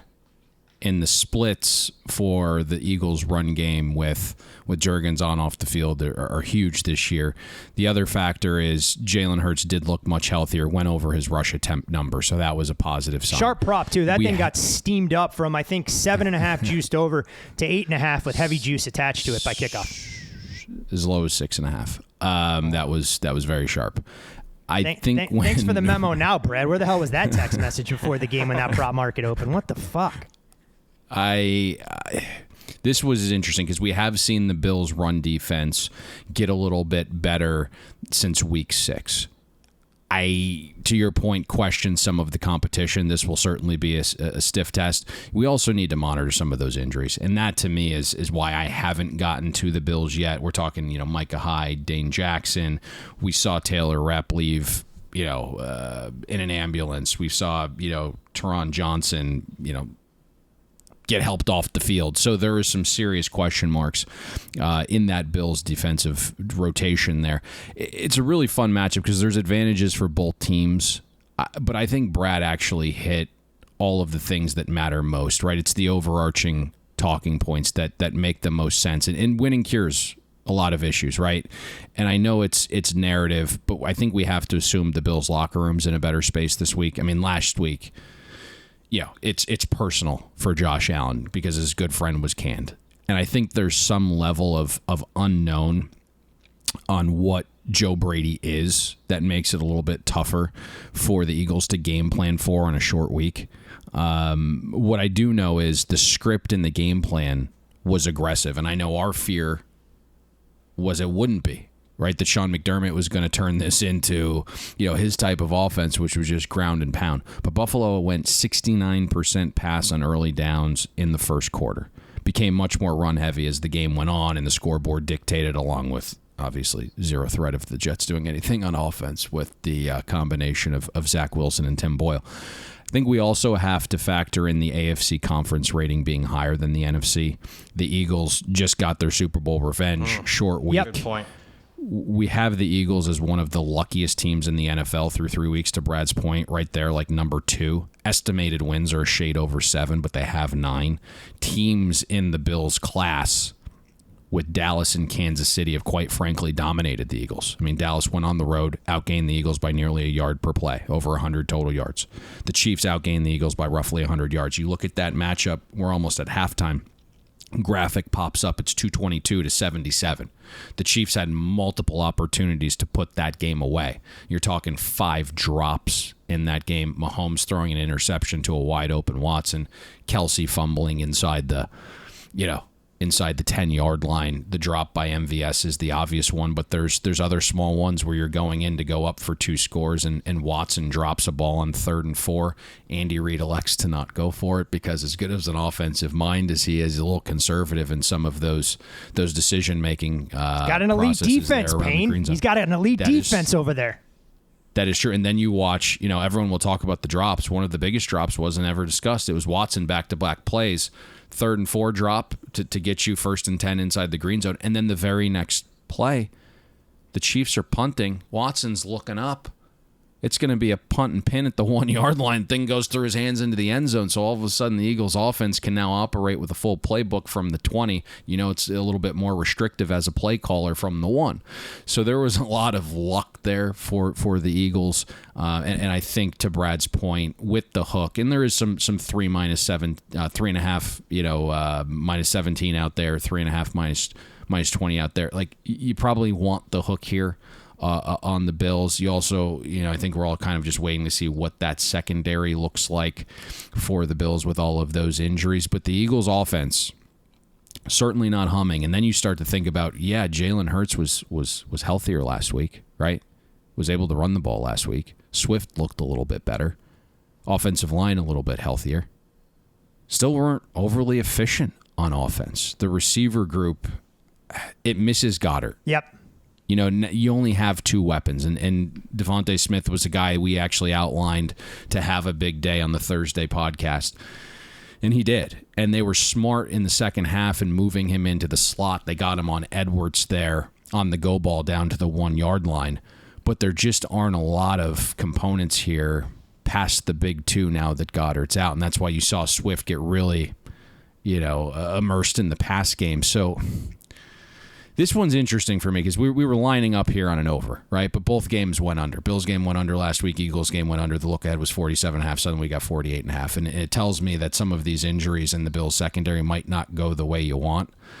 And now all of a sudden the Bills are taking money. So it's an interesting game from that perspective that I just need a little bit more time with. We're obviously breaking down the NFL 24 hours earlier than we typically do. So don't have a ton of great information on this one, but to Brad's point, I think the sharp side will be the Bills here. You guys mentioned the two most recent data points for the Eagles, and you wonder from an optics standpoint if Dallas is able to get the game-winning touchdown on that final drive and Kansas City doesn't shoot themselves in the foot countless times, how much different things look. And I think early on in the year, we saw this Philadelphia run defense amongst the best in the league, but if you look at some of the numbers, trending poorly in that regard, and while they have big names in James Bradbury and Darius Slay, those two have not exactly been the lockdown corners on the outside, dealing with injuries. And I'll go one step further, saying that I think the loss of Avonte Maddox in the nickel and the slot has been a much bigger deal than anybody's let on, probably leading them to get Kevin Byard. And we'll see what Byard can contribute other than the interception that we saw on Monday night against the Chiefs. And gentlemen, we've almost arrived at the end of the road with Sunday night football between the Baltimore Ravens and the Los Angeles Chargers. It's the Ravens traveling across the country, installed as a 3.5-point road favorite now. That number down from an open of 4, the total up a touch from where it was at 46.5, onto the key of 47. And we look at the Chargers. They're doing nothing but chargering this season. 0-5 in games decided by 3 points or less this season, the worst mark in the NFL. Brandon Staley having meltdowns in press conferences. But Brad, you've uncovered some interesting nuggets for the Chargers. Not a team that you feel comfortable laying points in, but a team that has thrived historically in the underdog role. Yeah, I mean, they're the type of franchise that no matter the coach, players change. The one thing that remains the same when you're ready to throw in the towel on this team because they underperform as a favorite, that's usually the time you need to step in and bet them because since 2015, whenever the Chargers are getting 3 or more points as an underdog, 64%. They're right up there at the tops of the NFL in that regard with a sample size of nearly 45 games. So this screams, hey, this is a spot that you want to play on the Chargers, and then coincide that with the fact that, yeah, the Ravens look dominant. I believe they're up to number 1 now in DVOA and some of the metrics. The yards per play margin, number 2. The extra days to rest after the dominant win over Cincy. But this is typically a spot where they come up short. I mean, the last 3 years as a road favorite, 1 cover out of 9 games, and they're failing to cover by 11 points per game. So very square trends, but those 2 trends alone tend me to say that the Chargers for me here, especially getting the hook at home. No, it makes a lot of sense, Brad. And Payne, we talk all the time about the Chargers and the fact that they don't have a truly passionate fan base, that you don't account for home field advantage the same way for them as you would for other teams. And you look at what the Chargers have done at home this year. They opened up the season against the Miami Dolphins, and the Dolphins fans travel a bit. Their next home game was against the Raiders, that we know is a sea of black and silver throughout the stands. Then the Chargers draw the Dallas Cowboys at home. The Cowboys run their off-season camps in Oxnard, California. Cowboys home game again. The Bears make an irregular trip out to the West Coast. Bears fans are everywhere for better or worse. It's a Bears home game there. And the Lions fan base has really come to life. So the Lions bully some of the Charger fans out. I don't want to sell Ravens fans short by any stretch of the imagination, but I can't imagine this fan base is going to travel the same way. So maybe for the first time going all the way back to week 1, playing in prime time, that the Chargers fans won't be outnumbered and the Chargers may not have to use a silent count in their own building. I think that's possible. And it's really an interesting game. There are just so many little intricate things with this. This actually got to 4.5 at Chris. And we saw very sharp Chargers money come in to the point where, yeah, there's a lot of 3.5 flat out there right now. But it's also trending a little bit more towards 3. Brad mentioned all of the great trends. You obviously have to adjust downwards a little bit for Mark Andrews. Where I'm somewhat struggling with this game is I still don't know how much home field advantage to give for the Chargers. And we're sitting here with the Chargers in our power ratings, more of a middling team right now. Joey Bosa obviously out for this one. Massive loss. I think what's interesting here is for everyone that was maybe looking at look-ahead lines this offseason and saw the Chargers minus 1.5 in this spot and said, hey, we can grab 4.5, it made a world of sense. As I look at my current power ratings and I think about the home field advantage for the Chargers, this number is not wild to me. And I think you can go back to a certain situation where the Ravens at home were laying or closed 3.25 to Detroit. Detroit came into this building against the Chargers and laid 3. We know how that game went. We know the difference there in numbers. I want to make a case for the Chargers. I just can't do it. It could be a micro window. My initial take is that Todd Monken devises something with the script and the game plan to ease life without Mark Andrews. Maybe once that plan is seen, what's it look like? Some of the injuries, certainly past Mark Andrews, I have to keep an eye on OBJ. Had the shoulder injury, in years past. You had the body weight fall on Thursday Night Football. OBJ and Harbaugh said it's not a long-term thing, but it could be a miss this week thing. Also have to check on Ronnie Stanley's status. Also have to check on Marlon Humphrey's status. I think all those players together are worth a decent amount to where you really have to keep your eyes peeled there. I think the plan of attack for Baltimore is quite easy, right? It's bully ball. The Ravens are off the mini bye. They're the better rested team. You look at rest advantage this late in the year, you literally blindfold yourself, it's 56%. And then you add all of the other factors. If you look at how Mack and Tooley set the edge, you can see how some of the non-schedule adjusted metrics like success rate and EPA per rush allowed are about league average to where we think the Chargers' run defense has improved. Once you adjust for opponent, though, the Chargers' run defense doesn't look much better. It's 26th in schedule-adjusted run defense. The Chargers, again, are down Joey Bosa in the front seven, who's been a plus edge setter. LA is stepping up in class against the most efficient rush attack in football. Even if you remove Lamar Jackson's runs and only focus on running back runs, the Ravens are 4th in efficiency. You look at the Chargers. They faced 2 teams that ranked top 10 in rushing efficiency and had their starting quarterback for the game. They've given up 77 points in those 2 games against the Dolphins and Lions. Maybe for a one-game sample, things change. Maybe without Andrews, if OBJ doesn't go, if Tooley and Max set the edge well, and now that Derwin is playing close to the line of scrimmage, now that he's in the slot, the Chargers' run defense shows better. But I don't think some of the run improvement defensively for the Chargers is necessarily there. It feels a little phony. I'm not necessarily advocating for the Ravens here. But again, another team that, with how this season's gone, right, scoring down, a lot of lopsided spreads because teams are trotting out dog shit at quarterback, and there's a clear divide of like the upper echelon. Well, how do you attack some of these, right? It's kind of focusing on a single team. We've had some success doing that with Baltimore. I'm potentially getting closer to do that again here. Maybe it's a Ravens team total in the first half. We'll see how that unfolds. But, yeah, it's kind of how I'm thinking about this game. Clearly some very sharp money, though, on the Chargers at 4.5 and 4. And we'll have to keep an eye on that injury report for OBJ and Ronnie Stanley and Marlon Humphrey. Yeah, it looked, like we said, we're recording 24 hours earlier. There seemed to be some optimism, more so about Marlon Humphrey. Ronnie Stanley, I feel like his injury designation changes as the wind blows, and we'll see what exactly OBJ can provide. The one player, though, that I do think has a potential to play a much bigger role would be Zay Flowers. I mean, he provides a unique skill set there, operating from the slot. We saw some of his speed and athleticism flash in a play that got called back with a hold against the Bengals, and then we'll see what Isaiah Likely can provide potentially as a true tight end number 1, paired alongside Charlie Kohler, who Lamar Jackson talked about as a better blocker than anything else. But those off-schedule plays, Mark Andrews has been the security blanket, so the Ravens will have to adjust to life without the big fella in the middle.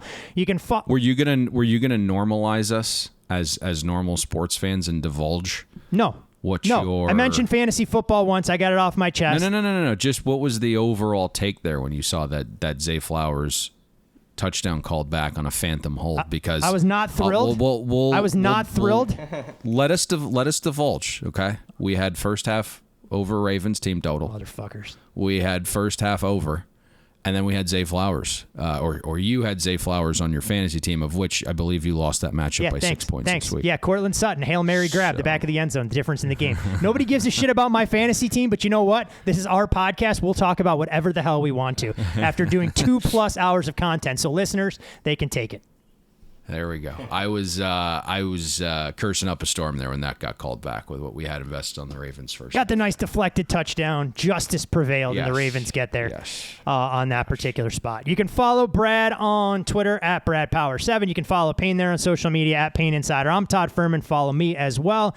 Most importantly, as always, for all things Bet the Board, follow the podcast at Bet the Board Pod. I mean, Payne, they always say in this business you have to finish strong, and that was one hell of an endeavor going through the pro and college. The problem for Brad, though, is that he did such a great job adding a different element for the NFL that he may get suckered into joining us on Mondays and Thursdays going forward.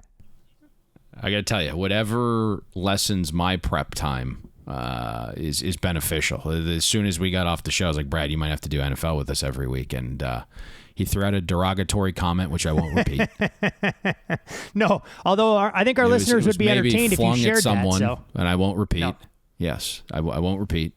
But yes, Brad did a fantastic job. Sells himself short in the NFL, and obviously, admitted he doesn't originate there, but does have great sourcing, and obviously can read a market, which is vital. There's been a lot of professional bettors out there that couldn't name a player on a team, but just the ability to read a market can lead you to some wins. Okay. Ready to do this? Filibustering here a little bit too much. All right, best bet. What do we got? We got a couple. We've kind of finagled this to where we got a little action Thursday, a little action Friday, a little action Sunday. Head back to the Big Ten West. Again, just like last week, I wouldn't watch this game, so I wouldn't advise you to either. But always a great PSA for our listeners. Well, it worked out last week. Yeah, because I watched. I did the heavy lifting for Team Bet the Board. Yes. This is. I never want to watch the other Spartans Big again. West, the Big Ten West game we were looking at came to fruition too. So very close fashion. Okay. I'm drained here. Let's go with rotation number 122. Nebraska on the money line minus $1.30. Again, this makes sense in terms of buying there when you have a total at 25.5. What an absurd thing to say. College football in 2023, we have a total at 25. Yes. Yeah, we'll be short here. First of all, price to me is off. It's surprising to some, but someone sent us a tweet, and you can go back and reference. I'm just not making this shit up. They asked what the line would be in the Big Ten championship game, Iowa versus Ohio State, Iowa versus Michigan, and I said 25 versus Michigan, 21.5 versus Ohio State. The market doesn't believe that because if you look at the look-ahead line, substantially lower. So I am much lower on Iowa than market. I actually make Nebraska 1 on a neutral. And so now you're at home, like that is a massive home field advantage there. And so I believe this game should be bowl eligibility on the line too for the Huskers. Bowl eligibility on the line. Iowa, I'm not saying is going to throw this game away, but they're already in the Big Ten championship. So what are you playing for? Rivalry and recruits. Right. And so I think just, we get a really game effort here from Nebraska. We saw Brock Purdy have not just the same mobility as some of the other quarterbacks that led Nebraska earlier this season, right? I mean, he shot out of a cannon there against Wisconsin last week, but he also looks like he's a touch better passer than the other options Nebraska's had. At quarterback, Kemp is back. I think we can do some things, obviously, defensively, as this total would indicate. So, first best bet, 122, Friday, Nebraska money line minus 130.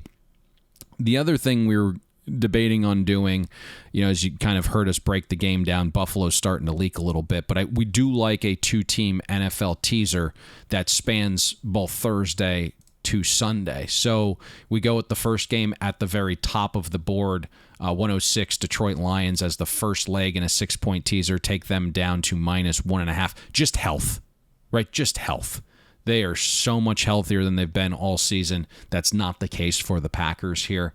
And we'll pair that with a beloved team of ours that got us to the window last week with the Cleveland Browns as the second leg. Let's take them up to 7.5. So as the second leg, rotation number 265, Cleveland Browns to plus 7.5 total at 34.5 some places. So great in that it's not just going through all of the long numbers of the 3 and 7, but it's a depressed total here. Denver, the way they are playing right now, they want to run the football. They want to establish the run. They're playing tight games. That's a good sign for a low variance teaser window here. I also like what you look at matchup wise. Russell Wilson has been a little bit better when he's not pressured, when he's going against zone. The opposite for the Browns. They are a high-pressure outfit, and they play man. Not what Russell Wilson has been great doing. I would also love to see Stefanski here. Yes, probably will have some ability to get the ground game fired up. I thought last week was going to be much easier for us, Todd. I thought those two situations where you're up 10-7 and then you get the ball back-to-back possessions and plus territory, we need a little bit more of a better game plan for DTR. Let's use his legs on early downs. Let's get him in that RPO game, throwing on early downs to the tight end. Let's get him bootlegging. Let's get him rolling out from under center. The two possessions there that almost cost us the game where the Browns got no points. It's like, hey, we're going to run the ball on first down. We're going to run outside on first down to the side where a $200 million edge rusher is coming from.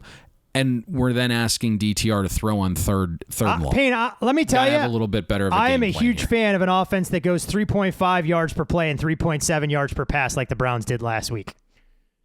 Yeah. Well, I think it's one of those ugly games. So you want the points here. So that's the second best bet is the 2-team 6-point teaser. Lions on Thursday -1.5 to the Browns +7.5 on Sunday. So you got Nebraska money line there -130 on Friday. And so you effectively have action Thursday, Friday, and then Sunday. We covered a ton of ground, gave all of our listeners plenty to think about for ways that they may or may not want to attack some of the biggest games.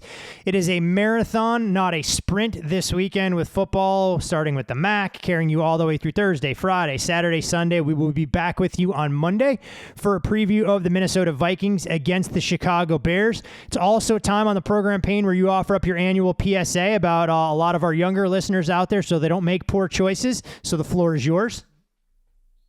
Oh, that I forgot. I was actually just talking to you about this because I don't really drink anymore, but boy, I'm in the mood for one. We spend 67 hours a week producing 3 podcasts. Who has time to drink? It's 12:40 now in the East, and I'm thinking about firing up a cocktail right now, and then I will be heading somewhere for the festivities, and I might fire one up in the shower. Nothing like a shower cocktail. So I already told Todd I'm just gonna get. I'm just going to have someone drive me around. I'm going to get a little service to wherever I'm going. So that would be the best bet of the entire show if you're out and about. This is the largest party night of the year. This used to be when I would do some damage in the streets. No longer, but this is the largest party night. I've never heard it called. that. Apparently it has a nickname now that they officially call it Blackout Wednesday for all the college kids coming home to see their high school friends and everything else that goes along with it. We never called it that, but there's a lot of new names in the current world we're living in. So they call this Blackout Wednesday now. Apparently. We're old, though. So, yeah, the idea of me blacking out is falling asleep with my laptop after one cocktail at 9 o'clock at night. It's about as aggressive as I get at this point in my life. Home beaver, road beaver, it doesn't matter. That's about as aggressive as I get. On that, you got to take your current beaver on the road and just go to an extravagant hotel, have a decadent weekend. We got massive humanity coming our way. We got 35 heads coming to our house for Thanksgiving, so we'll have plenty to keep ourselves entertained. But best of luck to all of you, our loyal listeners. Be safe, be smart out there, make good choices, and we'll be back on Monday. Preview a little Monday Night Football, recap everything for the week that was in the NFL, and of course, College Football Championship Week right around the corner. So with multiple best bet tickets in hand, we'll see you at the window. We hope you enjoyed listening to this episode of Bet the Board. Make sure you follow Todd and Payne on X. Todd is at Todd Fuhrman. That's TODDFUHRMAN. And Payne is at Payne Insider. That's PAYNEINSIDER. Don't forget, our weekly newsletter comes with an additional best bet. Have that delivered to your inbox by clicking the link atop the podcast show notes. And most importantly, subscribe and download Bet the Board. We're on Apple, Spotify, Amazon Wondery, YouTube, Google Podcasts, and all your other major platforms.